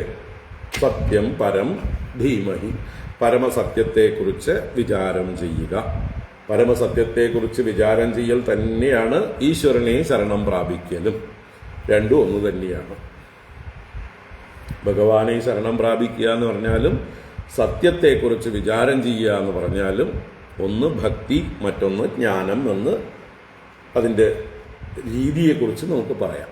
ഭഗവാനെ ശരണം പ്രാപിക്കുന്നത് ഭക്തിമാർഗം, സത്യത്തെക്കുറിച്ച് വിചാരം ചെയ്യുന്നത് ജ്ഞാനമാർഗം. ഈ രണ്ട് മാർഗങ്ങളിലൂടെയും ഈ ഭേദബുദ്ധി ഇല്ലാതെയാക്കാം, ഈ മായയെ ജയിക്കാം. മാമേവയെ പ്രപദ്യന്തേ മായാമേതാം തരന്തിതേ എന്ന് ഭഗവാൻ തന്നെ പറഞ്ഞിട്ടുണ്ട്. ആരാണോ എല്ലാവരുടെയും ആത്മസ്വരൂപനായിരിക്കുന്ന എന്നെ തന്നെ ശരണം പ്രാപിക്കുന്നത്, എല്ലാവരുടെയും ആത്മാവാണ് ഭഗവാൻ എന്ന് അറിയണം. ഭക്തി കൊണ്ട് അതറിയാൻ കഴിയും. ഭഗവാൻ ആരെന്ന് അറിയുമ്പോഴാണ് ഭഗവാനോടുള്ള ഭക്തി വളരുക. ഭഗവാൻ തന്നെയാണ് ഈ പ്രപഞ്ചത്തെ മുഴുവൻ തന്നിൽ നിന്ന് തന്നെ സൃഷ്ടിച്ചിരിക്കുന്നത്, താൻ തന്നെയാണ് ഇതെല്ലാമായിരിക്കുന്നത്, താൻ തന്നെയാണ് ഇതിലെല്ലാം ജീവചൈതന്യമായി, ആത്മാവായി, അന്തര്യാമിയായി എല്ലാറ്റിനെയും നിലനിർത്തുന്നത്, എല്ലാറ്റിലും കുടികൊള്ളുന്നത്. ഇത് ഭക്തിമാർഗത്തിലൂടെ ഭഗവാനെ ഭജിച്ചാലും അറിയാം, പരമസത്യത്തെക്കുറിച്ച് അന്വേഷിച്ചാലും അറിയാം. അപ്പോൾ ഈ ഭേദഭാവന ഇല്ലാതാക്കാൻ ആത്മമോഹം മാറണം. ആത്മമോഹം മാറാൻ ഏകത്വം തിരിച്ചറിയണം. എല്ലാം തമ്മിലുള്ള പാരസ്പര്യം അഥവാ ബന്ധം, എല്ലാം ഒരേ വസ്തുവിൻ്റെ വിവിധ പ്രകടനങ്ങളാണ് എന്ന് തിരിച്ചറിയണം. അപ്പോൾ അതിന് ഇപ്പം നമുക്ക് തടസ്സമായിരിക്കുന്നത് ദേവമായ. മായ എന്ന് പറഞ്ഞാൽ നമ്മൾ അന്വേഷിക്കാത്തത് വരയ്ക്കും നിലനിൽക്കും. സത്യാന്വേഷണം ചെയ്യാത്തത് വരയ്ക്ക് മായ നിലനിൽക്കും. സത്യാന്വേഷണം ചെയ്യാൻ തുടങ്ങിയാൽ മായ പതുക്കെ സ്ഥലം വിടും. ആത്മമോഹോ നൃണാം ഏഷഃ കൽപ്യത്തെ ദേവമായയാ സുഹൃത് ദുർഹൃത് ഉദാസീനഃ ഇതി ദേഹാത്മമാനിനാം ഏക ഏവ പരോ ഹ്യാത്മാ സർവേഷാമപി ദേഹിനാം നാനേവ ഗൃഹ്യത്തെ മൂഢൈഃ യഥാ ജ്യോതിർ യഥാ നഭഃ. ഏക ഏവ പരോ ഹി ആത്മാ സർവേഷാമപി ദേഹിനാം നാനേവ ഗൃഹ്യത്തെ മൂഢൈഃ യഥാ ജ്യോതിർ യഥാ നഭഃ. ഇതാണ് ആത്മാവിനെ കുറിച്ചിട്ടുള്ള മോഹം നീങ്ങാൻ ഇതറിയണം. ആത്മമോഹം ആണ് ഭേദബുദ്ധിക്ക് കാരണം. വാസ്തവത്തിൽ സർവേഷാമപി ദേഹിനാം ആത്മാ ഏകയേവ പരഃ ആത്മാ. സർവേഷാമപി ദേഹിനാം, എല്ലാ ദേഹികൾക്കും. ദേഹങ്ങൾ വേറെ വേറെ ധരിച്ചിട്ടുണ്ട്, അതുകൊണ്ട് സർവേഷാം ദേഹിനാം എന്ന് പറഞ്ഞു. എല്ലാ ദേഹികൾക്കും പരഃ ആത്മാ ഏകഃ ഏവ ഹി. പരമാത്മാവ്, പരഃ ആത്മാ, അവരുടെ ആത്യന്തികമായിട്ടുള്ള സത്യം, അവരെ അവരാക്കുന്നതായിട്ടുള്ള ആ വൈഭവം, അതാണ് പരമാത്മ. അത് ഏക ഏവ ഹി, ഒന്ന് തന്നെയാണ്. നമ്മൾ ദേഹികളായിരിക്കുന്ന നമ്മളിൽ ഓരോരുത്തരിലും ആത്മാവായിരിക്കുന്നത് ഏക ഏവ. ഈ ഒരു തത്വം നമ്മളുടെ ഉള്ളിൽ ഊന്നി ഊന്നി നമ്മൾ ഉറപ്പിക്കണം, ഇളക്കാതെ ആവണം, അല്ലേ? സ്ഥൂണാഗണന ന്യായേന. സ്ഥൂണാഗണനം എന്ന് പറഞ്ഞാൽ തൂണ് കുഴിച്ചിടുക, ആഗണനം ചെയ്യുക. തൂണ് കുഴിച്ചിടുക എന്ന് പറഞ്ഞാൽ നമ്മൾ പല കാര്യങ്ങൾക്കും, അല്ലേ, പന്തലുകളും മറ്റുമൊക്കെ കെട്ടുമ്പോൾ നല്ലോണം ഇത്തിരി ആഴത്തിൽ കുഴിച്ച് ഒരു വലിയ തൂണയിൽ കുഴിച്ചിട്ടിട്ട് അതിൻ്റെ ഇടയ്ക്ക് കല്ലും മറ്റുമൊക്കെ ഇട്ട് ടൈറ്റ് ചെയ്ത് ഒന്ന് കുലുക്കി നോക്കും, ഇളക്കി നോക്കും, ഇത് ഇളകുന്നുണ്ടോ എന്ന്. അത് ഇളകുന്നുണ്ടോ എന്ന് നോക്കുന്നത് എന്തിനാ? ഇളകാതെ ആവുന്ന വരയ്ക്കും. അല്ലാതെ ഇത് ഇളകുന്നതാണെങ്കിൽ ഈ തൂണിന് ബലമില്ല. ഈ എന്താ ചെയ്യാൻ പോണോ, പന്തൽ കെട്ടാൻ പോകണോ, നെടുമ്പര കെട്ടാൻ പോകണോ, അത് നിൽക്കില്ല, കാറ്റത്ത് പറന്നു പോകും, വീണുപോകും. അപ്പം അത് ഉറയ്ക്കണം. ആരെങ്കിലും വന്ന് തൊടുക പിടിക്കുക ചാരി നിൽക്കുകയൊക്കെ ചെയ്താലും അത് ഇളകാൻ പാടില്ല. അപ്പം അതിന് ഇളകാത്തത് വരയ്ക്കാണ് ഇളക്കി നോക്കുക. നല്ലോണം ടൈറ്റ് ചെയ്യണം എല്ലാ ഭാഗത്തു നിന്നും. അപ്പം എങ്ങനെയാണോ നമ്മൾ തൂണ് കുഴിച്ചിടുമ്പോൾ അതിൻ്റെ നിശ്ചലതയെ ഉറപ്പുവരുത്തുന്നത് പല രീതിയിൽ. അതിനാണ് സ്ഥൂണാഗനന ന്യായം എന്ന് പറയുക. ആ ഒരു ലോജിക്ക് നമ്മൾ ഈ ഒരു ആത്മബോധം ഉറയ്ക്കാനും അതിനാണ് നിധിധ്യാസനം എന്ന് പറയുന്നത്. പല രീതിയിൽ വിചാരം ചെയ്ത് നമ്മുടെ ഉള്ളിലുള്ള എല്ലാ ആത്മാവും, എല്ലാ ശരീരങ്ങളിലുമുള്ള ആത്മാ ഒന്നാണ്. ജീവാത്മാക്കൾ എന്ന് നമ്മൾ ബഹുവചനത്തിൽ പറയുന്നുണ്ടെങ്കിലും പരമാത്മാ ഏകഃ, പരമാത്മാവിൻ്റെ ചൈതന്യത്തിൻ്റെ അംശങ്ങളാണ് എല്ലാ ജീവാത്മാക്കളും എല്ലാ ശരീരത്തിലും ദേഹത്തിലും ഉള്ളത്. അപ്പോൾ സർവേഷാമപി ദേഹിനാം പരഹ ആത്മാ ഏക ഏവ ഹി, ഒന്ന് തന്നെയാണ് എന്ന് നിശ്ചയിക്കണം. ഹി നിശ്ചയമാണ്. മൂഢൈഹി ജ്യോതിഹി യഥാ നഭഃ യഥാ നാനായിവ ഗൃഹ്യത്തെ. മൂഢൈഹി മോഹിതർക്ക്, വിചാരം ചെയ്യാത്തവർക്ക്, ഈ സത്യത്തെക്കുറിച്ച് വേണ്ട പോലെ വിചാരം ചെയ്യാത്ത മൂഢന്മാർക്ക് നാനായിവ ഗൃഹ്യത്തെ, പലതെന്ന പോലെ ഗ്രഹിക്കപ്പെടുകയാണ്. പരമാത്മാവിനെ പലതെന്ന് ഗ്രഹിക്കുന്നു. ഏതുപോലെ? ജ്യോതിഹീയത നഭഃ യഥാ. രണ്ട് ദൃഷ്ടാന്തങ്ങൾ പറഞ്ഞു. യഥാ യഥാ എന്ന് പറഞ്ഞാൽ ദൃഷ്ടാന്തങ്ങളാണ്. ഇതുപോലെ ജ്യോതിഹി എന്ന് പറഞ്ഞാൽ സൂര്യൻ ജ്യോതിസാണ്, നക്ഷത്രം ജ്യോതിസാണ്, ചന്ദ്രൻ ജ്യോതിസാണ്, അഗ്നി ജ്യോതിസാണ്. ഇതൊക്കെയാണ് ജ്യോതിസ് എന്നുള്ള ശബ്ദം കൊണ്ട് ഉദ്ദേശിക്കുന്നത്. അപ്പോൾ ഏതർത്ഥത്തിലും വേണമെങ്കിലും എടുക്കാം. സൂര്യ ഏകഃ, ആകാശത്ത് സൂര്യൻ ഒന്നേ ഉള്ളൂ. ഭൂമിയിലുള്ള ജലാശയങ്ങൾ വേറെ വേറെ വേറെ ഉണ്ട്. കുളങ്ങളുണ്ട്, കിണറുകളുണ്ട്, തടാകങ്ങളുണ്ട്, നദികളുണ്ട്, സമുദ്രമുണ്ട്. നമ്മൾ പല പല ബക്കറ്റുകളിൽ, പാത്രങ്ങളിൽ വെള്ളം വയ്ക്കുന്നുണ്ട് ഭൂമിയിൽ. ഇതെല്ലാറ്റിലും മുകളിലെ ഏകനായ സൂര്യൻ പ്രതിഫലിക്കുന്നു. അപ്പോൾ അത് വേറെ വേറെ വേറെ സൂര്യനാണെന്ന് കൊച്ചു കുട്ടികളാണ് കരുതുക. അറിവില്ലാത്ത, ചിന്തിക്കാൻ കഴിവില്ലാത്ത കുട്ടികൾ ഓരോ പാത്രത്തിലുള്ള സൂര്യനെ നോക്കിക്കൊണ്ട് മൺപാത്രത്തിലെ സൂര്യൻ, സ്വർണ്ണപാത്രത്തിലെ സൂര്യൻ, വെള്ളിപ്പാത്രത്തിലെ സൂര്യൻ, അല്ലെങ്കിൽ കിണറ്റിലെ സൂര്യൻ, കുളത്തിലെ സൂര്യൻ എന്നൊക്കെ തെറ്റിദ്ധരിക്കുന്നു, വ്യവഹരിക്കുന്നു. വാസ്തവത്തിൽ സൂര്യ പരഹ, സൂര്യ ഏകഃ, ആഭാസ സൂര്യ അനേകഃ.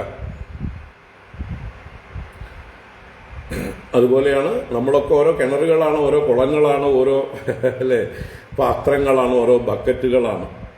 നമ്മുടെ ഈ ശരീരങ്ങളൊക്കെ ഓരോ ബക്കറ്റാണ്. ഈ ബക്കറ്റിലുള്ള അന്ധക്കരണമാണ് വെള്ളം. ശരീരമാകുന്ന ബക്കറ്റിലെ അന്ധക്കരണമാകുന്ന വെള്ളത്തിൽ ആത്മാവാകുന്ന സൂര്യൻ പ്രതിബിംബിച്ചിരിക്കുന്നു. അപ്പോൾ ഉപാധി ഭേദം മാത്രമേ ഉള്ളൂ. അതിൽ ഉള്ളതായിട്ടുള്ള ചൈതന്യത്തിന് ഭേദം ഇല്ല, വസ്തുഭേദം ഇല്ല. അപ്പോൾ ആ വസ്തുവിനെ ആകാശത്തേക്ക് നോക്കി സൂര്യനെ സാക്ഷാത്കരിച്ചു കഴിഞ്ഞാൽ ആ സൂര്യൻ തന്നെയാണ് ഇതിലെല്ലാറ്റിലും ഉള്ളത് എന്ന് പറഞ്ഞാൽ ഇതിലൊക്കെ ഉള്ള സൂര്യന്മാരോട് നമുക്ക് പുച്ഛമുണ്ടാവില്ല. എല്ലാ സൂര്യനും ഒരുപോലെ, സ്വർണ്ണപാത്രത്തിലാണെങ്കിലും മൺപാത്രത്തിലാണെങ്കിലും ചെളിക്കുണ്ടിലാണെങ്കിലും ഗംഗാജലത്തിലാണെങ്കിലും സമുദ്രത്തിലാണെങ്കിലും കിണറ്റിലാണെങ്കിലും അയ്യേ കിണറിലെ സൂര്യൻ, അയ്യോ സമുദ്രത്തിലെ സൂര്യൻ, വലിയ സൂര്യൻ, അങ്ങനെയൊന്നുമില്ല. അങ്ങനെ വിചാരിക്കില്ല. അറിവുള്ളവർ വിചാരിക്കില്ല, മൂഢന്മാർ വിചാരിക്കും. അപ്പം അതുപോലെ തന്നെ ജ്യോതിഹി എന്നുള്ളതിനെ അഗ്നിയായിട്ടെടുത്താലും അഗ്നിഹി ഏകഃ, വിവിധ ഉപാധികളില്, വിവിധ വിറകുകളിൽ വിവിധങ്ങളായ ആ ഉപാധി ഭേദം കൊണ്ട് വേറെ വേറെ തോന്നുകയാണ്. ആ ഉപാധിയുടെ ധർമ്മത്തിനനുസരിച്ച് നിറം മാറിയും തീക്ഷ്ണമായും മന്ദമായും ഒക്കെ ജ്വലിക്കുന്നു. ഏത് വിറകിലാണ് അഗ്നി പ്രകാശിക്കുന്നത്, ആ വിറകിന്റെ സ്വഭാവം അനുസരിച്ച് പ്രകാശിക്കുന്നു. നിറം മാറാം, അതിലൊരു ജലാംശമുണ്ടെങ്കിൽ പുക കൂടുതൽ വരാം, ഉണങ്ങിയതാണെങ്കിൽ പുകയില്ലാതെ ആളിക്കത്തും. അതിൻ്റെ ഡെൻസിറ്റിക്ക് അനുസരിച്ച് അതിൻ്റെ ഹീറ്റിൻ്റെ ഇത് ഗ്രേഡ് കൂടിയും കുറഞ്ഞും ഇരിക്കും. അപ്പോൾ ജ്യോതിഹി, അതുപോലെ നഭഹ എന്ന് പറഞ്ഞു. നഭഹ എന്ന് പറഞ്ഞാൽ ആകാശ. ആകാശം എത്രയുണ്ട്? ഏകഹ. പക്ഷെ നമ്മൾ വിവിധ ഉപാധികളുടെ ഉള്ളിലൂടെ നോക്കുമ്പോൾ ആകാശം വിഭജിക്കപ്പെട്ടതായി വേറെ വേറെ ആയിട്ട് നമുക്ക് തോന്നുന്നു. ഓരോ കുടങ്ങളുടെ അകത്തും ഓരോ പാത്രങ്ങളുടെ അകത്തും സ്പേസ് അകപ്പെട്ടിരിക്കുന്നത് പോലെ തോന്നുകയാണ് അല്ലേ? അപ്പൊ സ്വർണപാത്രത്തിലെ ആകാശത്തിന് മഹിമ, മൺപാത്രത്തിലെ ആകാശം മോശം. അങ്ങനെ ചിന്തിക്കുമോ? ആകെ കൂടി എത്ര ആകാശമുണ്ട്? ഒറ്റ ആകാശമേ ഉള്ളൂ. ആകാശം നേരത്തെ ഉണ്ടായിരുന്നു. ആ ആകാശത്തിൽ ഉണ്ടായതാണ് ഈ സ്വർണപാത്രവും മൺപാത്രവും ഒക്കെ. എല്ലാ റൂമുകളും, റൂം സ്പേസ് എന്ന് പറയുമ്പോൾ ചെറിയ റൂം, വലിയ റൂം, കൊട്ടാരങ്ങൾ, കുടിലുകൾ എല്ലാം. കുടിലിനകത്തെ ആകാശത്തിന് വല്ല ദോഷമുണ്ടോ? കൊട്ടാരത്തിന്റെ അകത്തുള്ള ആകാശത്തിന് വല്ല മഹിമയും ഉണ്ടോ? അതൊക്കെ ഉപാധിയിലൂടെ നോക്കുമ്പോൾ മാത്രമേ ഉള്ളൂ. യഥാർത്ഥത്തിൽ ആകാശം ഒന്നാണ്. ആകാശത്തിൽ ആണ് കൊട്ടാരങ്ങളും കുടിലുകളും എല്ലാ റൂമുകളും എല്ലാ പാത്രങ്ങളും എല്ലാം ഇരിക്കുന്നത്. ആകാശം ഇവയാലൊന്നും വിഭജിക്കപ്പെടുന്നില്ല. പക്ഷെ നമ്മുടെ കണ്ണിന്റെ ദോഷം കൊണ്ട് നമ്മൾ വിഭജിക്കപ്പെട്ടതായിട്ട് കാണുന്നു. ഈ കണ്ണിന്റെ ദോഷത്തെയാണ് മായ എന്ന് പറയുന്നത്. നോക്കുന്നവരുടെ വിവരക്കേടാണ് മായ. ബുദ്ധിയിലാണ് മായ. നമ്മുടെ ബുദ്ധിയാണ് മറച്ചിരിക്കുന്നത് ഈ മായ. അപ്പോ നഭഃ യഥാ ജ്യോതിഹി യഥാ മൂഢൈഹി നാനായിവ ഗൃഹ്യത്തെ. മൂഢന്മാരാലാണ് ഇത് പലതായി തോന്നുന്നത്. അപ്പൊ ഹേ രുക്മിണി, നിന്റെ ഉള്ളിലുള്ളതായിട്ടുള്ള ആത്മചൈതന്യവും എന്റെ ഉള്ളിലുള്ള ചൈതന്യവും നീ ഭർത്താവായി വരിച്ചിരിക്കുന്ന കൃഷ്ണന്റെ ഉള്ളിലെ ചൈതന്യവും നിന്റെ ജ്യേഷ്ഠന്റെ ഉള്ളിലെ ചൈതന്യവും ഞങ്ങൾ യാദവന്മാരുടെ ഉള്ളിലെ ചൈതന്യവും നിങ്ങൾ വിദർഭ രാജ്യത്തുള്ള ആളുകളുടെ എല്ലാ ചൈതന്യവും എല്ലാവരുടെ ഉള്ളിലുള്ള ചൈതന്യം ഒന്നു തന്നെയാണ് കേട്ടോ. നമ്മൾ തമ്മിൽ ഭേദമൊന്നുമില്ല കേട്ടോ എന്ന് ഭഗവാൻ വളരെ സ്നേഹത്തോടെ രുക്മിണീ ദേവിയെ ഉപദേശിക്കുകയാണ്. ഏകയേവ പരോ ഹ്യാത്മാ സർവേഷാമപി ദേഹിനാം നാനേവ ഗൃഹ്യത്തെ മൂഢൈഃ യഥാ ജ്യോതിർയഥാ നഭഃ. ദേഹ ആദ്യന്തവാൻ ഏഷഃ ദ്രവ്യപ്രാണഗുണാത്മകഃ ആത്മനി അവിദ്യയാ ക്ലുപ്തഃ സംസാരയതി ദേഹിനം.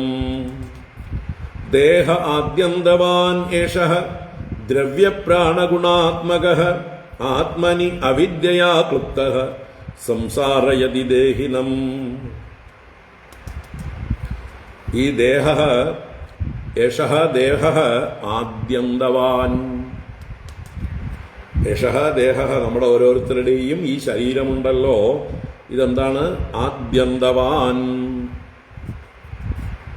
ആദിയുള്ളവനാണ്, അന്തമുള്ളവനാണ്. ഇത് ഉണ്ടായതാണ്, ഇത് നശിക്കുന്നതാണ്. ജാതസ്യ ഹി ധ്രുവോ മൃത്യുഹു. ജാതമായതിന് മൃത്യു ഉറപ്പാണ്, ഉണ്ടായതിനെല്ലാം നാശമുറപ്പാണ്. അപ്പോൾ ആദിയും അന്തവുമുള്ളതാണ് ഏഷഃ ദേഹഃ. ഇതിന്റെ എന്താണ് ഘടന, അല്ലെങ്കിൽ ഇതിന്റെ സ്വഭാവം എന്താണ്? ദ്രവ്യ പ്രാണ ഗുണാത്മകഃ. ഇത് ദ്രവ്യങ്ങൾ, പ്രാണങ്ങൾ, ഗുണങ്ങൾ ഇവയോട് കൂടിയതാണ്.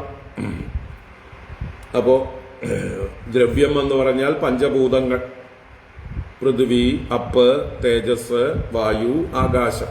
ഇതാണ് ദ്രവ്യങ്ങൾ.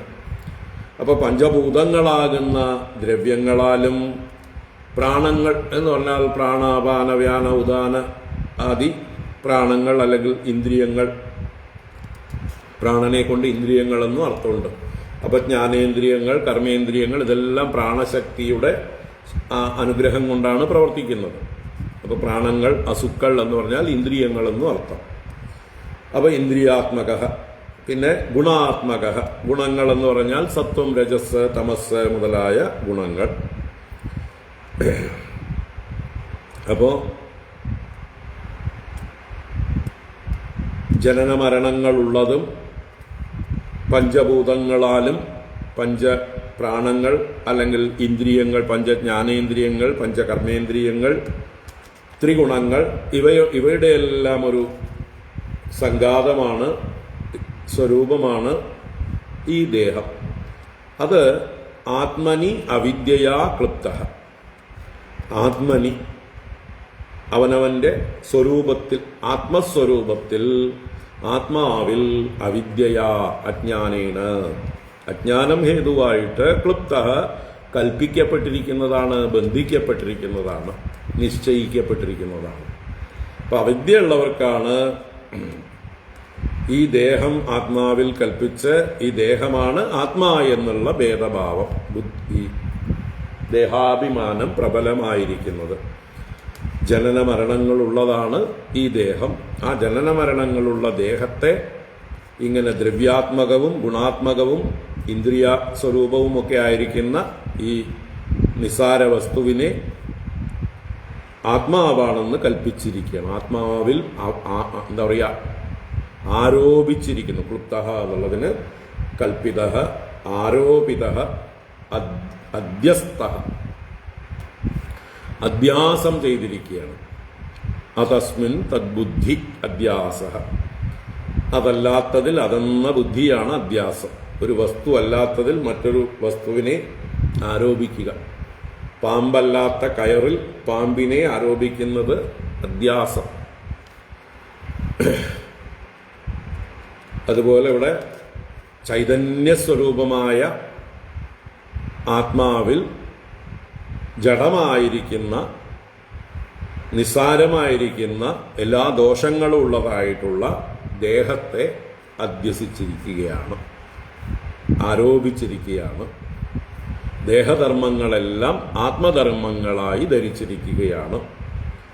ഇതെല്ലാം വിചാരം ചെയ്യാത്തത് കൊണ്ടാണ്. അവിദ്യയാ ക്ലുപ്തഃ. അവിദ്യ കൊണ്ടാണിത് വന്നു ചേർന്നത്, വിചാരം ചെയ്യാത്തത് കൊണ്ട്. വിദ്യ വന്നാൽ ഇത് പോകും. വിദ്യ ഉറയ്ക്കണം. സംശയരഹിതമായി ആ വിദ്യ ഉറയ്ക്കുമ്പോഴാണ് നമ്മളൊക്കെ സ്ഥിതപ്രജ്ഞന്മാരാവുക. വിദ്യ ഉറച്ചവരാണ് സ്ഥിതപ്രജ്ഞന്മാർ. മറ്റത് അങ്ങോട്ടും ഇങ്ങോട്ടും ചാടി കളിച്ചുകൊണ്ടിരിക്കും, ഉറപ്പ് കിട്ടുന്നില്ല. ഇതുപോലെ ക്ലാസ്സുകൾ കേൾക്കുമ്പോൾ ശരിയാണെന്ന് തോന്നും. അത് കഴിഞ്ഞ് ഇവിടുന്ന് അങ്ങോട്ട് മാറിക്കഴിഞ്ഞാൽ പഴയ സ്വഭാവം വീണ്ടും. ഇതൊക്കെ മറന്നു. പ്രവൃത്തി മുഴുവൻ പഴയ ശീലങ്ങൾക്കനുസരിച്ച്. ശീലങ്ങൾ മാറ്റാൻ പറ്റുന്നില്ല.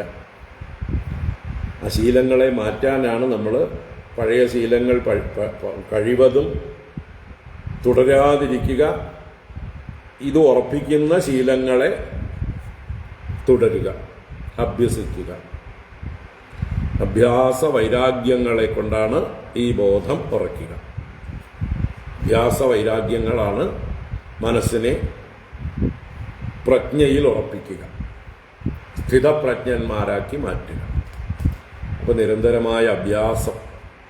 അതുപോലെ നമ്മളിപ്പോൾ ചെയ്തുകൊണ്ടിരിക്കുന്ന കാര്യങ്ങളോട് വൈരാഗ്യം എന്ന് പറഞ്ഞാൽ അകൽച്ച, അതിനോടുള്ള രാഗം കുറച്ച് ആ ശീലങ്ങളെയെല്ലാം ഒഴിവാക്കുക. നമുക്ക് ഇതുവരെ സുഖകരം എന്ന് നമ്മൾ കരുതിയിരുന്ന നമ്മുടെ കംഫർട്ട് സോണിനേക്ക് ഉപേക്ഷിക്കാനുള്ള ധൈര്യം കാണിക്കുക. അതിനാണ് സാധന എന്ന് പറയുന്നത്.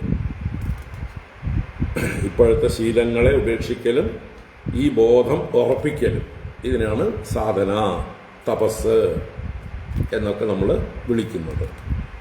അപ്പോൾ ഇതെന്ത് ചെയ്യുന്നു? ഈ ബോധം ഈ ആത്മാവിൽ അവിദ്യ കൊണ്ട് കൽപ്പിക്കപ്പെട്ട ഈ ദേഹബോധം എന്ത് ചെയ്യുന്നു? സംസാരയതി ദേഹിനം സംസാരയതി.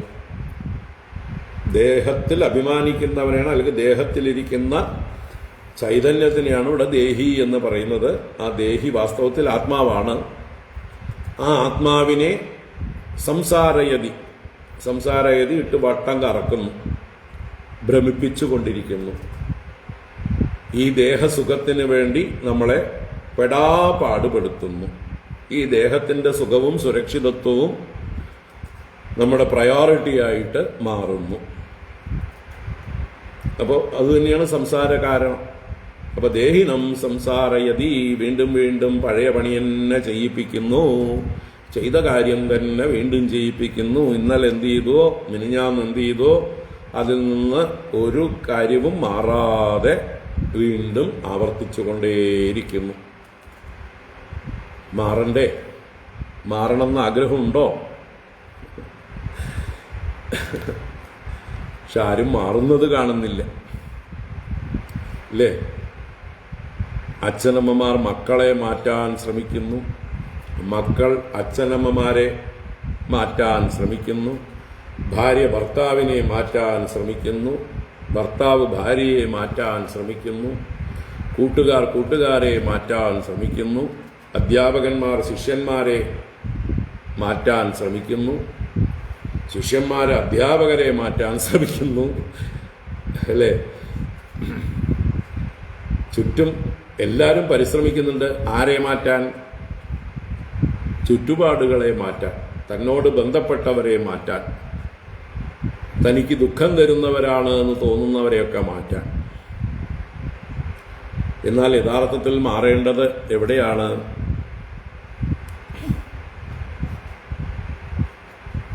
അവനവനാണ് മാറേണ്ടത്. എങ്ങനെയാ മാറേണ്ടത്? എന്തെങ്കിലും അരുതാത്ത സ്വഭാവങ്ങളുണ്ടെങ്കിൽ അതിനെയൊക്കെ ഉപേക്ഷിക്കുക. അതാണ് മാറ്റം. പിന്നൊരു മാറ്റം എന്താണ്? ചുറ്റുപാടുകൾ എങ്ങനെ ഇരുന്നാലും ഞാൻ അവയെ അപേക്ഷിക്കുന്നില്ല. എൻ്റെ സന്തോഷത്തിൻ്റെ താക്കോല് ഞാൻ വേറൊരാളുടെ പോക്കറ്റിൽ ഇട്ട് കൊടുക്കില്ല. അത് നിശ്ചയിച്ചാൽ മതി. എൻ്റെ സന്തോഷത്തിൻ്റെ താക്കോല് ഞാൻ വേറൊരാളുടെ പോക്കറ്റിൽ ഏൽപ്പിക്കില്ല. അപ്പൊ നമ്മൾ ആരെയും കുറ്റപ്പെടുത്തില്ല. ഇന്നവർ എനിക്ക് സുഖം തന്നില്ല, ഭർത്താവ് എനിക്ക് സുഖമേ തരുന്നില്ല,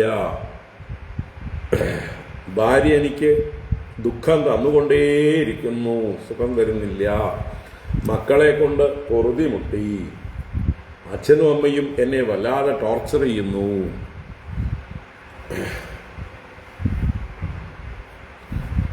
അപ്പൊ ഇതിനെ അങ്ങോട്ട് മനസ്സിലാക്കി ഉൾക്കൊണ്ട് നമ്മൾ മറ്റുള്ളവരെ നമ്മുടെ സുഖത്തിനായി അപേക്ഷിക്കാതിരിക്കുക.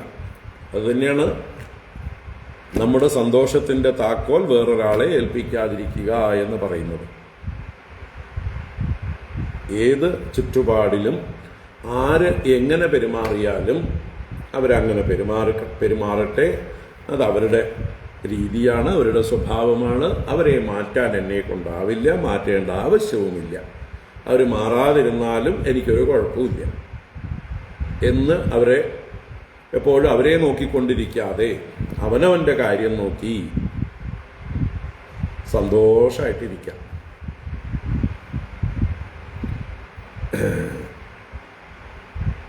ശ്രമിക്കുക.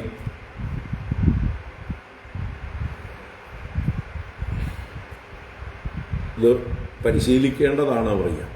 അപ്പോൾ ഭാര്യ ഭർത്താക്കന്മാർ തമ്മിലുള്ള യുദ്ധങ്ങൾ ഒഴിവാകും. കുട്ടികളും അച്ഛനമ്മമാരും തമ്മിലുള്ള കലഹങ്ങൾ ഒഴിവാക്കാം. എന്ന് വെച്ച് ചെറിയ കുട്ടികളെ മര്യാദ പഠിപ്പിക്കേണ്ട എന്നല്ല പറഞ്ഞതിൻ്റെ അർത്ഥം. കുറേ വലുതായി കഴിഞ്ഞിട്ടൊന്നും ചെയ്തിട്ട് കാര്യമില്ല. ചെറിയ കുട്ടികളായിരിക്കുമ്പോഴാണ് നമ്മൾ ശീലങ്ങൾ ഉണ്ടാക്കിയെടുക്കേണ്ടത്. ഓരോ ശീലങ്ങൾ അഭ്യസിച്ചു കഴിഞ്ഞ് വലുതായിട്ട് അവരെ നേരെയാക്കാമെന്ന് വിചാരിക്കുന്നത് ഏറ്റവും വലിയ വിഡ്ഢിത്തരം. വലുതായി പിന്നെ അവർ സ്വയം തീരുമാനിച്ച് നേരെയാവണമെങ്കിലേ നേരെയാവുള്ളൂ. അവരുടെ ജീവിതത്തിലെ അനുഭവങ്ങൾ അവരെ അടിച്ചടിച്ച് പാകപ്പെടുത്തി അവർ മാറിയാലേ നിവൃത്തിയുള്ളൂ. നമ്മളാരും പറഞ്ഞിട്ട് വലുതായിട്ട് മാറാൻ പോകുന്നില്ല. അപ്പോൾ വല്ലതും കുട്ടികളിൽ മാറ്റം ഉണ്ടാവണം എന്നുണ്ടെങ്കിൽ അവർ അത്രയും ടെൻഡർ ഏജിൽ കൊടുക്കും. നമ്മുടെ ഇതിനനുസരിച്ച് വളയുന്ന പ്രായത്തിൽ വേണം കൊടുക്കാൻ. അതിപ്പോൾ വളരെ ചെറുപ്രായത്തിൽ തന്നെ വളയാതെ ആവുന്നുണ്ട്. പണ്ടൊക്കെ നമുക്കൊരു കുറച്ചുകൂടി അല്ലേ, പണ്ടത്തെ നാടൻ വൃക്ഷങ്ങൾ കാലം കൊണ്ടേ വലുതാവുകയും പൂക്കുകയും കായ്ക്കുകയും ഒക്കെ ചെയ്യുള്ളൂ. അതുപോലെയായിരുന്നു നമ്മളൊക്കെ. ഇപ്പം എല്ലാം എന്താ പറയുക, ക്രോസ് ചെയ്തിട്ടുള്ള ഉയരം കുറഞ്ഞതും പെട്ടെന്ന് വളരുന്നതും 1 കൊല്ലത്തിൽ കായ്ക്കുന്നതും 2 കൊല്ലത്തിൽ കായ്ക്കുന്നതും ഒക്കെ ആയിട്ടുള്ള പൂക്കളും വൃക്ഷങ്ങളും ഒക്കെ ആയി മാറി. അതിലുള്ള ഭക്ഷണമൊക്കെ കഴിക്കുന്ന അങ്ങനെ വളരുന്നതും ആയിട്ടുള്ള കുട്ടികളും അതേ സ്വഭാവമാണ്. ഫാസ്റ്റ് ഫുഡ് കഴിക്കുന്നവർ ഫാസ്റ്റായിട്ട് വളരും. അവർ വളരെ സ്റ്റിഫായിട്ടുള്ള സ്വഭാവം ഉണ്ടാവും. അവരെ വളയ്ക്കാൻ ശ്രമിച്ചാൽ ഒടിയും. അപ്പോൾ ചെറുപ്രായത്തിൽ തന്നെ നമ്മൾ വളരെ നല്ല രീതിയിൽ അവർക്ക് ശീലങ്ങൾ ഉണ്ടാക്കി കൊടുക്കാൻ ശ്രമിക്കണം. കൗമാരേ ആചരേ പ്രാജ്ഞോ ധർമാൻ ഭാഗവതാനിഹ. വലുതായിട്ടൊന്നും ചെയ്യാൻ പറ്റില്ല. അപ്പോൾ ഇത് മനസ്സിലാക്കുക. ഇനി എന്താണ് നമ്മുടെ സന്തോഷത്തിൻ്റെ താക്കോല് വേറെ ആരെയും ഏൽപ്പിക്കാതിരിക്കുക. കാരണം അവരെവിടെയെങ്കിലും കൊണ്ടുപോയി കളഞ്ഞ് പിന്നെ നമ്മൾക്ക് ഒരിക്കലും സന്തോഷിക്കേണ്ടി വരില്ല. അവരെ ഡിപ്പെൻഡ് ചെയ്താൽ നമുക്കൊരിക്കലും സന്തോഷിക്കാനാവില്ല. So do not put the key to your happiness to someone else's pocket.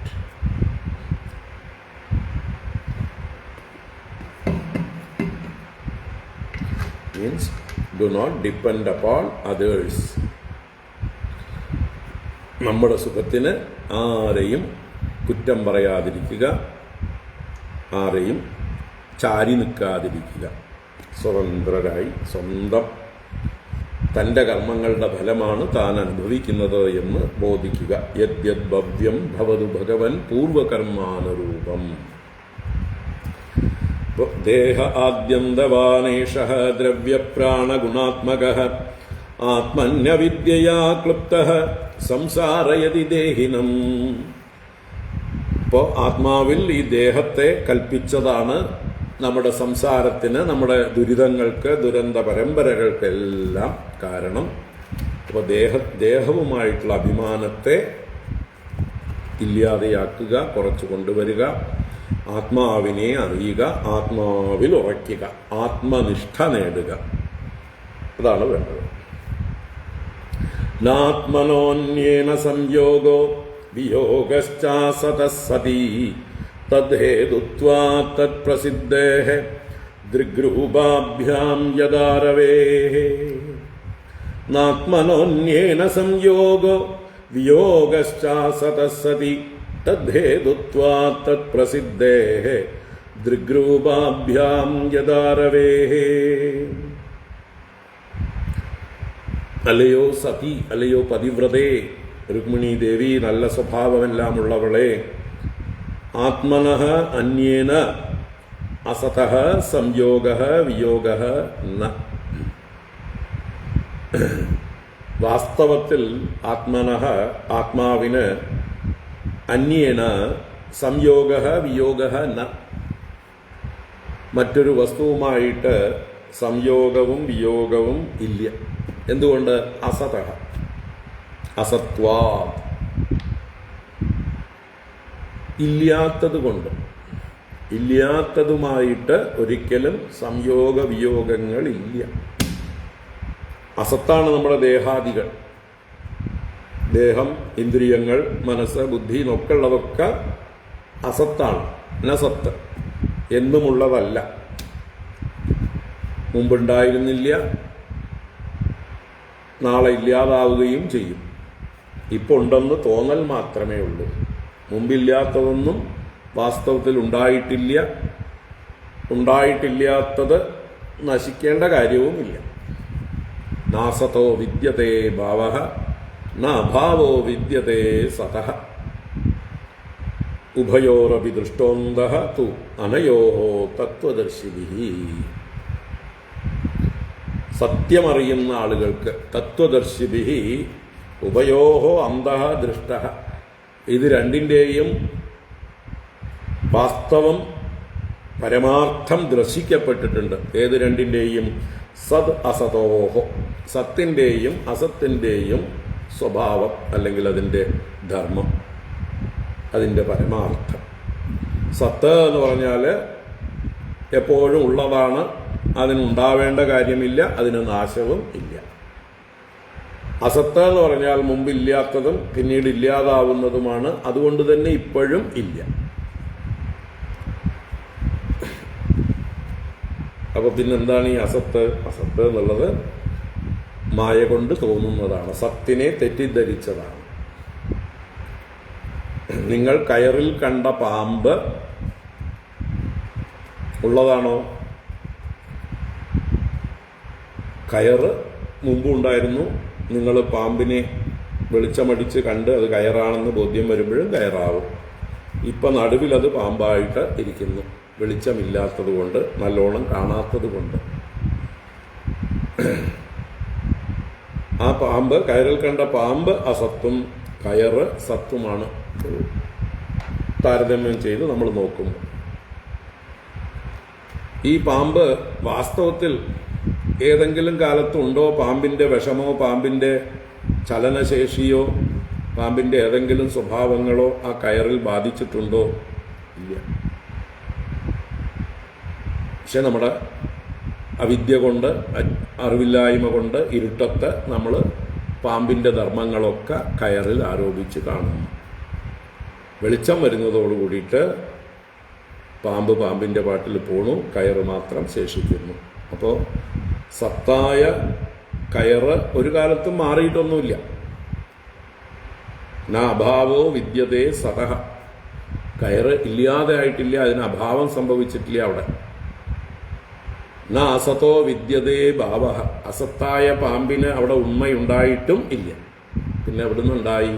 നമ്മുടെ അവിദ്യയിൽ നിന്ന്, നമ്മുടെ അറിവില്ലായ്മയിൽ നിന്ന്, നമ്മുടെ വാസനയിൽ നിന്നാണ് ഉണ്ടായത്. നിങ്ങൾ മുമ്പ് പാമ്പിനെ കണ്ടിട്ടുള്ളത് കൊണ്ട്, പാമ്പിനെ കുറിച്ചിട്ടുള്ള അറിവുള്ളത് കൊണ്ട് ഈ കയറിൽ പാമ്പിനെ കണ്ടു. നിങ്ങളുടെ ജീവിതത്തിൽ ഇന്ന് വരെ പാമ്പിനെ കുറിച്ച് ഒരറിവുമില്ലെങ്കിൽ ആ കയറ് പാമ്പിനെ കാണില്ല. പാമ്പും കയറും തമ്മിലുള്ളതായിട്ടുള്ള ഒരു സാമ്യം കൊണ്ടാണ് അത് അങ്ങനെ കണ്ടത്. പാമ്പിനെ കുറിച്ച് ഇന്ന് വരെ പഠിച്ചിട്ടേ ഇല്ലെങ്കിൽ, അതാണ് കൊച്ചുകുട്ടികൾ പാമ്പിനെ കണ്ടാൽ പോയി എടുക്കുന്നത്. അവർ പാമ്പിനെ കുറിച്ച് പഠിച്ചിട്ടില്ല, പാമ്പിൻ്റെ സ്വഭാവം എന്താണെന്ന് അവർക്ക് അറിയില്ല. പാമ്പ് എന്ത് ചെയ്യും? കടിക്കുമോ?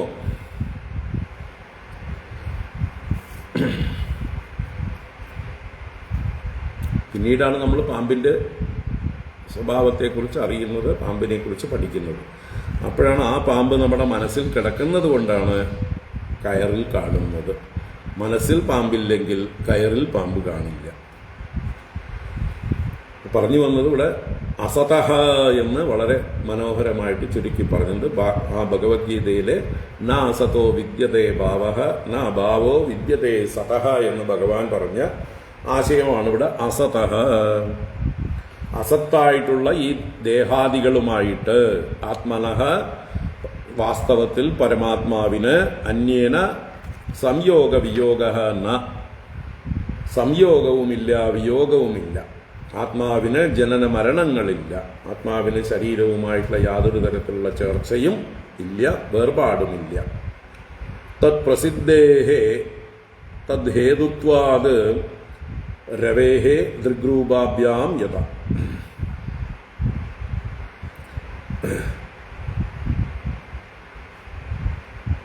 ഇപ്പോൾ ഉദാഹരണം പറഞ്ഞിട്ടുണ്ട്. ദൃഗ്രൂപാഭ്യാം യഥാ രവേഹേ. രവി, സൂര്യനാണ് ദൃക്ക് രൂപം. രണ്ട് കാര്യങ്ങൾ. ദൃക്ക് എന്ന് പറഞ്ഞാൽ കാണാനുള്ള കണ്ണ്, രൂപം എന്ന് പറഞ്ഞാൽ കാണപ്പെടുന്ന വസ്തു. നമ്മൾക്ക് കണ്ണുണ്ട്, കാണപ്പെടുന്ന വസ്തുവുണ്ട്, ഇതിനെയൊക്കെ കാണിക്കുന്ന വെളിച്ചം തരുന്ന രവിയുണ്ട്, സൂര്യനുണ്ട്. ഇത് മൂന്നും കൂടി ചേരുമ്പോഴാണ് നമുക്ക് ഈ രൂപം കാണുക എന്നുള്ള കാഴ്ച സംഭവിക്കുന്നത്.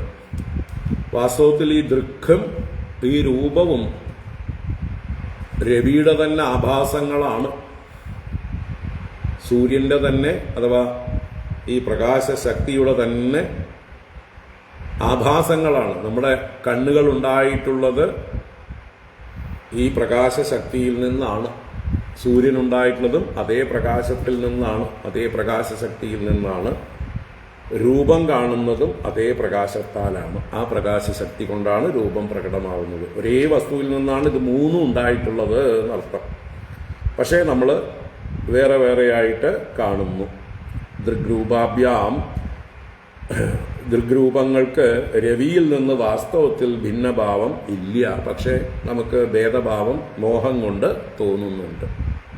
ഇതിൻ്റെയൊക്കെ ഉൽപ്പത്തിയെക്കുറിച്ച്, സൃഷ്ടിയെക്കുറിച്ച് നമ്മൾ തൃതീയ സ്കന്ധത്തിലൊക്കെ പഠിച്ചപ്പോൾ എവിടുന്നാണ് രൂപമുണ്ടായത്, എവിടുന്നാണ് ദൃക്ക് എന്നുള്ളതായിട്ടുള്ള ചക്ഷുരിന്ദ്രിയമുണ്ടായത്, സൂര്യനുണ്ടായത്, ഇതെല്ലാം പറഞ്ഞിട്ടുണ്ട്. പുരുഷ സൂക്തത്തിൽ ഇത് സൂചിപ്പിക്കുന്നുണ്ട്. ഇങ്ങനെ പല സൂക്തങ്ങളിലും ഈ ആശയം സൂചിപ്പിക്കുന്നുണ്ട്.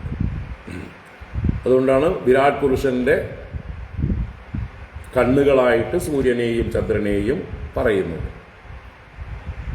കണ്ണ്, നമ്മുടെ കണ്ണും സൂര്യൻ തന്നെയാണ്. വിരാട് പുരുഷന്റെ കണ്ണും സൂര്യൻ. ഈ ലോകത്തെ പ്രകാശിപ്പിക്കുന്ന ആ പ്രകാശത്തിനാണ് നമ്മൾ സൂര്യൻ എന്ന് പറയുന്നത്. സൂര്യന്റെ അനുഗ്രഹം കൊണ്ടാണ് നമ്മുടെ കണ്ണും പ്രകാശിക്കുന്നത്. നമ്മുടെ ഈ കണ്ണിന്റെ കാഴ്ച ശക്തി എന്നുള്ളത് സൂര്യന്റെ അനുഗ്രഹം കൊണ്ടാണ്. അതുകൊണ്ടാണ് കണ്ണിന്റെ ദേവതയായിട്ട് മിത്രനെ പറഞ്ഞിരിക്കുന്നത്, സൂര്യനെ പറഞ്ഞിരിക്കുന്നത്. വെളിച്ചമില്ലെങ്കിൽ കണ്ണുണ്ടായിട്ട് കാര്യമൊന്നുമില്ല. അപ്പോൾ സൂര്യനെ കൂടാതെ നേത്രവുമില്ല, രൂപവുമില്ല. അതുപോലെയാണ് ആത്മാവിൻ്റെ ആഭാസങ്ങളാണ് ദേഹ ഇന്ദ്രിയാദികൾ. ദേഹ ഇന്ദ്രിയ പ്രാണങ്ങളൊക്കെ ആത്മാവിൻ്റെ ആഭാസങ്ങളാണ്. ആത്മാവിൽ നിന്നുണ്ടായിട്ടുള്ള തരംഗങ്ങൾ പോലെ, അല്ലെങ്കിൽ ആത്മാവിൻ്റെ മറ്റൊരു തരത്തിലുള്ള പ്രതിഭാസം, മാനിഫെസ്റ്റേഷൻ എന്നർത്ഥം. അവ വാസ്തവമല്ല. അതിനെ അതാക്കുന്ന വസ്തുവിനെ, സത്യത്തെ നമ്മൾ ദർശിക്കണം. നിങ്ങൾ ഇന്ദ്രിയങ്ങളെ കാണുമ്പോഴും ദേഹത്തെ കാണുമ്പോഴും എല്ലാറ്റിൻ്റെയും സത്യം പരം ധീമഹി എന്ന് പറഞ്ഞ് അതിൻ്റെ പരമസത്യത്തെക്കുറിച്ച് അന്വേഷിച്ചാൽ ദേഹത്തിൻ്റെ അസ്തിത്വം ഏതിനോട് കടപ്പെട്ടിരിക്കണു, പ്രാണങ്ങളുടെ അസ്തിത്വം, ഇന്ദ്രിയങ്ങളുടെ അസ്തിത്വം ഏതിനെ ആശ്രയിച്ചിരിക്കുന്നു എന്ന് അന്വേഷിച്ച് ചെല്ലുമ്പോൾ സത്യം പരം ധീമഹി എന്ന് പോകുമ്പോൾ എങ്ങനെയാണോ വസ്ത്രത്തിൻ്റെ സത്യത്വം നൂലിനെ ആശ്രയിച്ചിരിക്കുന്നത്, നൂലിൻ്റെ സത്യത്വം പരുത്തിയെ ആശ്രയിച്ചിരിക്കുന്നത്, പരുത്തിയുടെ സത്യത്വം അതിൻ്റെ കാരണത്തെ ആശ്രയിച്ചിരിക്കുന്നത്, അങ്ങനെ ഓരോന്നിൻ്റെയും കാരണങ്ങളെ അന്വേഷിച്ച് പോകുമ്പോൾ പരമസത്യത്തിൽ നമ്മൾ എത്തുന്നത് പോലെ ഈ ദേഹാദികളുടെയും സത്യത്തെ അന്വേഷിച്ചു കഴിഞ്ഞാൽ ആ പരമസത്യമായിട്ടുള്ള ആത്മാവിലെത്തിച്ചേരും. എല്ലാ കാണപ്പെടുന്ന നാമരൂപങ്ങളുടെയും പരമസത്യം ഏകമായ ഈ ആത്മാവാണ്, പരമാത്മാവാണ്. ആ പരമാത്മാവ് തന്നെ ഇങ്ങനെ പലതായി വിജൃംഭിച്ചിരിക്കുകയാണ്. ഏകനായ സൂര്യൻ ദൃക്കും രൂപവുമായി വിജൃംഭിച്ചിരിക്കുന്നത് പോലെ, ഭേദഭാവങ്ങൾ ഉണ്ടായിരിക്കുന്നത് പോലെ. അപ്പോൾ ആത്മാവിനെ കൂടാതെ ദേഹേന്ദ്രിയാദികളില്ല. ദേഹേന്ദ്രിയാദികൾ ആത്മാവിനെ ആശ്രയിച്ചു നിൽക്കുന്നതാണ്, ഒറിജിനൽ അല്ല. അതിന് ഒറിജിനലായിട്ട് നിലനിൽപ്പില്ല. അത് അസത്ത് എന്ന് പറയുന്നത് അതുകൊണ്ടാണ്. ഒറിജിനൽ എന്താണ്? ആത്മാവിൻ്റെ ആഭാസം അസത്ത്. ആത്മാവിൻ്റെ കോപ്പിയാണ് ദേഹാദികൾ, അസത്ത്. അപ്പോൾ സംയോഗ വിയോഗാദികൾ നമ്മുടെ അഭ്യാസം കൊണ്ട് തോന്നുന്നതാണ് എന്നർത്ഥം, ഭ്രാന്തി കൊണ്ട് തോന്നുന്നതാണ്. ഇപ്പോൾ നീ ഭഗവാനുമായിട്ട് ചേർന്നിരിക്കുകയാണ്, നിനക്ക് ആ ഭാഗ്യം കിട്ടിയിരിക്കുന്നു. അതുകൊണ്ട് ആ പരമസത്യവുമായിട്ട് ചേരാൻ നിനക്ക് സാധിക്കട്ടെ. കൃഷ്ണൻ തന്നെയാണ് പരമസത്യം. പരമസത്യസ്വരൂപനായ കൃഷ്ണനുമായിട്ടുള്ള ചേർച്ച നിനക്ക് ഈ ദർശനം നൽകട്ടെ. നിന്റെ ഈ ഭ്രമമെല്ലാം മാറട്ടെ. ദേഹവും ദേഹ സംബന്ധികളായിട്ടുള്ള സഹോദരാദികളും എൻ്റെ ആളുകൾ എന്നുള്ള ബന്ധുക്കളോടുള്ള മമതയും എല്ലാം മാറും. നീ കൃഷ്ണനോട് ചേർന്നാൽ മതി. കൃഷ്ണനാണ് എല്ലാറ്റിൻ്റെയും പരമാത്മ. ആ പരമാത്മ ചൈതന്യമായിരിക്കുന്ന ഭഗവാനുമായിട്ട് ചേരുക. അപ്പോൾ വാസ്തവത്തിൽ ഈ സത്യമായിരിക്കുന്ന ആത്മാവാണ് എല്ലാറ്റിനും ഹേതു, എല്ലാറ്റിനും പരമ കാരണം. ഈ ലോകത്തിലുള്ള വസ്തുക്കളുടെയൊക്കെ പ്രസിദ്ധി എന്ന് പറയുന്നത് ആത്മാവിൻ്റെ പ്രസിദ്ധി തന്നെയാണ്. പ്രസിദ്ധി എന്ന് പറഞ്ഞാൽ പ്രകർഷേണയുള്ള സിദ്ധി, അവൈലബിലിറ്റി. ഇതെല്ലാം അവൈലബിൾ ആയിരിക്കുന്നത്, അവയ്ക്ക് അസ്തിത്വം കൊടുക്കുന്നത്, എക്സിസ്റ്റൻസ് കൊടുക്കുന്നത് ആരാണ്? തദ് ഹേതു, അതിൻ്റെയൊക്കെ കാരണം. തദ് ഹേതുത്വാ തത് പ്രസിദ്ധേഹേ. ആ വസ്തു ഉള്ളിലുള്ളത് കൊണ്ടാണ്, വസ്തു എല്ലാറ്റിനും ആധാരമായിരിക്കുന്നത് കൊണ്ടാണ് ഈ കാണുന്ന നാനാത്വങ്ങളുടെ മുഴുവൻ പ്രസിദ്ധി എന്ന് പറയുന്നത്. സ്വർണത്തിൻ്റെ ഹേതുത്വം കൊണ്ടാണ് ആഭരണങ്ങൾക്കൊക്കെ പ്രസിദ്ധി. മണ്ണിൻ്റെ ഹേതുത്വം കൊണ്ടാണ്, മണ്ണാകുന്ന ഹേതു ഉള്ളത് കൊണ്ടാണ് മൺപാത്രങ്ങളുടെയൊക്കെ പ്രസിദ്ധി. ജലം ഉള്ളത് കൊണ്ടാണ് തരംഗങ്ങളുടെയും നുരകളുടെയും പതകളുടെയും എല്ലാം പ്രസിദ്ധി. അപ്പോൾ എന്താണ് ഹേതു, എന്താണ് പ്രസിദ്ധി? ഹേതു എന്ന് പറഞ്ഞാൽ കാരണം, പ്രസിദ്ധി എന്ന് പറഞ്ഞാൽ കാര്യം.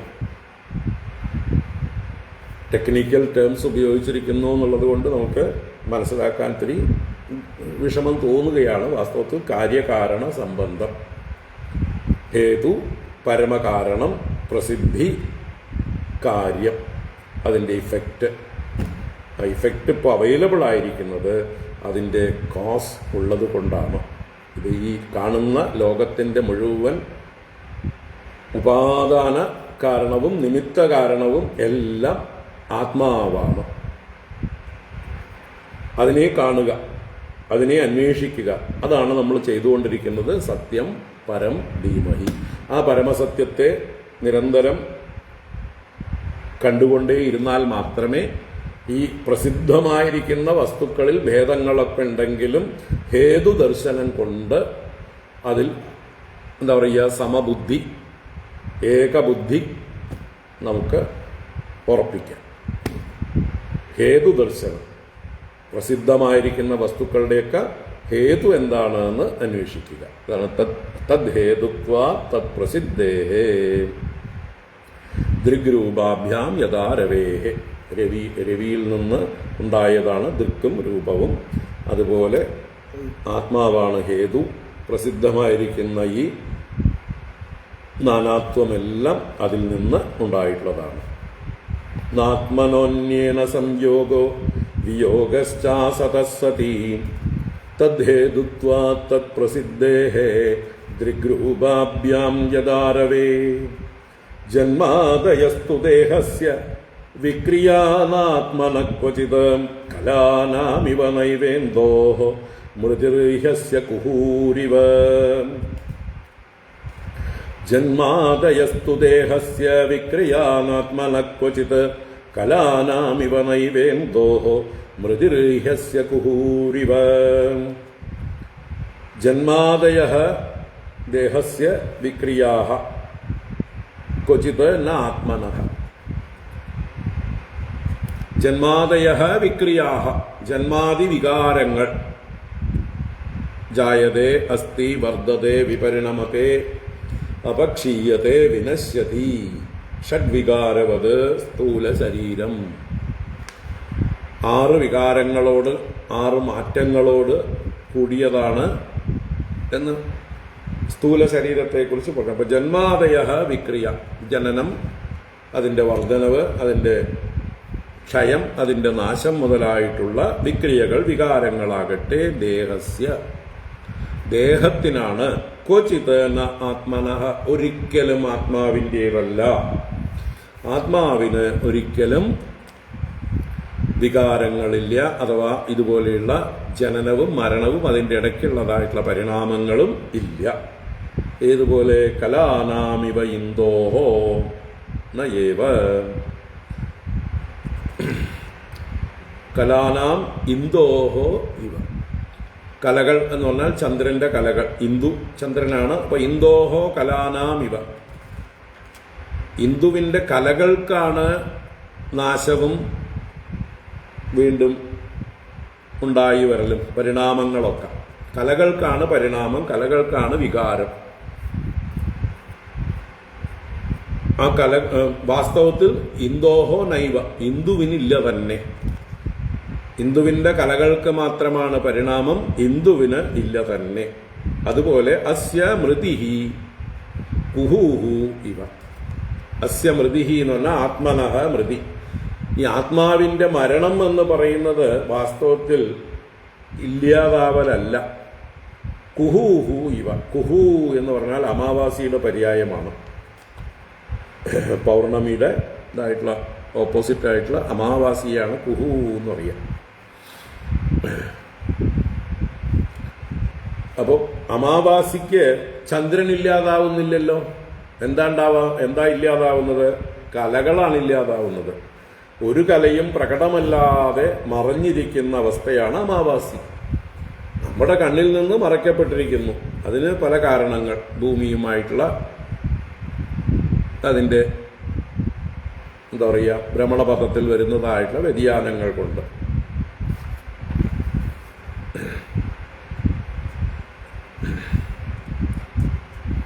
സൂര്യന്റെ പ്രകാശം ചന്ദ്രനിലേക്ക് തട്ടാതെയാവുന്ന സമയത്താണ് നമുക്ക് അത് പ്രകാശം റിഫ്ലക്ഷൻ ഇല്ലാതെയായി തോന്നുന്നത്. അത് നമ്മുടെ ഭൂമിയിൽ നിന്ന് നോക്കുമ്പോൾ മാത്രമേ ഉള്ളൂ. അത് പല ഭാഗത്തും പല മാതിരിയായിരിക്കും. അപ്പോൾ പറഞ്ഞു വന്നത്, അമാവാസിക്ക് ചന്ദ്രൻ നശിക്കുന്നില്ല, കലകൾ മാത്രമേ നശിക്കുന്നുള്ളൂ. കലകൾ എന്നുള്ളത് ചന്ദ്രന്റെ ഒരു ആഭാസം, പ്രകാശം മാത്രമാണ്. ചന്ദ്രനുണ്ട് എന്ന് തെളിയിക്കാനുള്ള ഒരു ഇതാണ്, നമ്മൾക്ക് കാണിച്ചു തരാനുള്ളതാണ് കലകൾ. കലകളില്ലെങ്കിലും ചന്ദ്രനുണ്ട്. കലകൾ നമ്മൾ കാണുന്നത് നമ്മുടെ പരിമിതമായ ദൃഷ്ടി കൊണ്ടാണ്. സൂര്യനും ഭൂമിയും ചന്ദ്രനും തമ്മിലുള്ളതായിട്ടുള്ള ആ ഒരു ഭ്രമണങ്ങളുടെ വ്യത്യാസം കൊണ്ട് ഉണ്ടാവുന്നതാണ്. സൂര്യപ്രകാശം എപ്പോഴും ചന്ദ്രനിലേക്ക് ഏൽക്കാതിരുന്നാലും ചന്ദ്രൻ അവിടെയുണ്ട്. അപ്പൊ കല എന്നുള്ളത് വെറും ഒരു ആഭാസമാണ്. ചന്ദ്രനുണ്ട് എന്ന് നമ്മൾക്ക് സ്വയം പ്രകാശിപ്പിക്കാനുള്ള ഒരു ഉപാധി മാത്രം.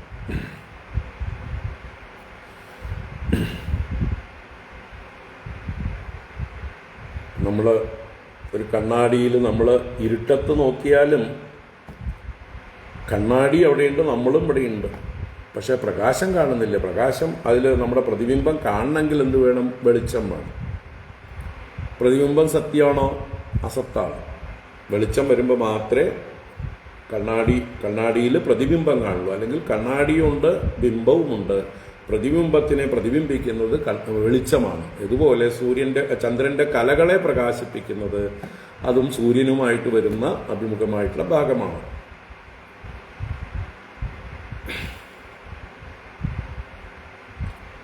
അപ്പോൾ ഇന്ദുവിന് ഒരിക്കലും നാശം സംഭവിക്കുന്നില്ല. അമാവാസിയിലും ഇന്ദു ഇല്ലാതാവുന്നില്ല. ഇതൊക്കെ എത്ര കാലം മുമ്പ് ഈ സത്യമൊക്കെ പറഞ്ഞിരിക്കണോ നോക്കൂ. ചന്ദ്രന് ഒരു ക്ഷീണവും ഉണ്ടായിട്ടില്ല. ചന്ദ്രൻ പ്രകാശിക്കുന്നില്ല എന്ന് മാത്രമേ ഉള്ളൂ. ആ പ്രകാശം അസത്താണ്, ആഭാസമാണ്. അതില്ലെങ്കിലും ചന്ദ്രനുണ്ട് എന്നതുപോലെ നമുക്ക് ശരീരാദികളൊന്നും ഇല്ലെങ്കിലും ഈ ആത്മാവുണ്ട്. ആത്മാവിന് വെളിപ്പെടാൻ വേണ്ടിയിട്ടാണ് ശരീരം, പ്രകാശിക്കാൻ, ലോകത്തിൽ മറ്റുള്ളവർക്ക് കാണാൻ വേണ്ടിയിട്ടാണ് ശരീരം, മറ്റുള്ളവരുമായിട്ട് ബന്ധപ്പെടാനുള്ളതാണ് ശരീരം. അപ്പോൾ വളരെ മനോഹരമായിട്ടുള്ള ദൃഷ്ടാന്തങ്ങളിലൂടെ ആത്മാവിൻ്റെ സ്വരൂപത്തെക്കുറിച്ച്, അതിൻ്റെ ലക്ഷണങ്ങളെക്കുറിച്ച് പറഞ്ഞു കൊടുക്കുകയാണ്. ജന്മാദയസ്തു ദേഹസ്യ വിക്രിയ. അപ്പോൾ ജന്മാദി വികാരങ്ങൾ ദേഹത്തിൻ്റേതാണ്. ആത്മനഃ ക്വചിത്, ഒരിക്കലും ആത്മാവിൻ്റേതല്ല. കലാനാം വിക്രിയ ഇവ, കലകളുടെ വികാരം പോലെ മാത്രമാണ്. നൈവ ഇന്ദോഹോ, ഇന്ദുവിന് യാതൊരു വികാരവും ഇല്ല. അപ്പോൾ ഈ ആത്മാവിൻ്റെ മരണം എന്ന് നമ്മൾ തെറ്റിദ്ധരിക്കുന്നത് അമാവാസി പോലെയാണ്. അമാവാസിക്ക് ചന്ദ്രനെ കാണുന്നില്ല എന്നതുകൊണ്ട് ചന്ദ്രനില്ല എന്ന് കൊച്ചുകുട്ടികൾ പറയും. അതുപോലെയാണ് ശരീരം നശിക്കുന്നതോടുകൂടി ഞാൻ നശിച്ചു, ആത്മാ നശിച്ചു എന്ന് കരുതുന്നത് വിവേകമില്ലാത്ത മൂഢന്മാരായ കൊച്ചുകുട്ടികളാണ്, ബാലന്മാരെ പോലെയുള്ള ബുദ്ധികളാണ്. യഥാ ശയാന ആത്മാനം വിഷയാൻ ഫലമേവ ച അനുഭുങ്ക്തേപി അസത്യർത്ഥേ തദാപ്നോത്യബുധോ ഭവം. യഥാ ശയാന ആത്മാനം വിഷയാൻ ഫലമേവ ച അനുഭുങ്ക്തേപ്യസത്യർത്ഥേ തദാപ്നോത്യബുധോ ഭവം. അപ്പോൾ എങ്ങനെയാണ് ഈ നാനാത്വം സത്യമായിട്ട് നമുക്ക് തോന്നുന്നത് എന്നുള്ളതിന് സ്വപ്ന ദൃഷ്ടാന്തം പറഞ്ഞുകൊണ്ട് ബോധ്യം കൊടുക്കുകയാണ്. പിന്നെ 2 ശ്ലോകം കൂടി ഉണ്ട്. അത് കഴിഞ്ഞിട്ടാണ് രുക്മിണീ സ്വയംവരം നമുക്ക് നാളെ രാവിലെ നോക്കാം. നാളെ 11 മണിക്കുള്ള ക്ലാസ്സിൽ രുക്മിണീ സ്വയംവരം കാണാം. ഇന്നിപ്പോൾ ഇവിടെ നോക്കട്ടെ. ഓം കായേന വാചാ മനസേന്ദ്രിയൈർവാ ബുദ്ധ്യാത്മനാ വാ പ്രകൃതേ സ്വഭാവാത് കരോമി യദ്യത് സകലം പരസ്മൈ നാരായണായേതി സമർപ്പയാമി. എല്ലാവർക്കും ശുഭരാത്രി. നാളെ രാവിലെ കാണാം. ഹരി ഓം.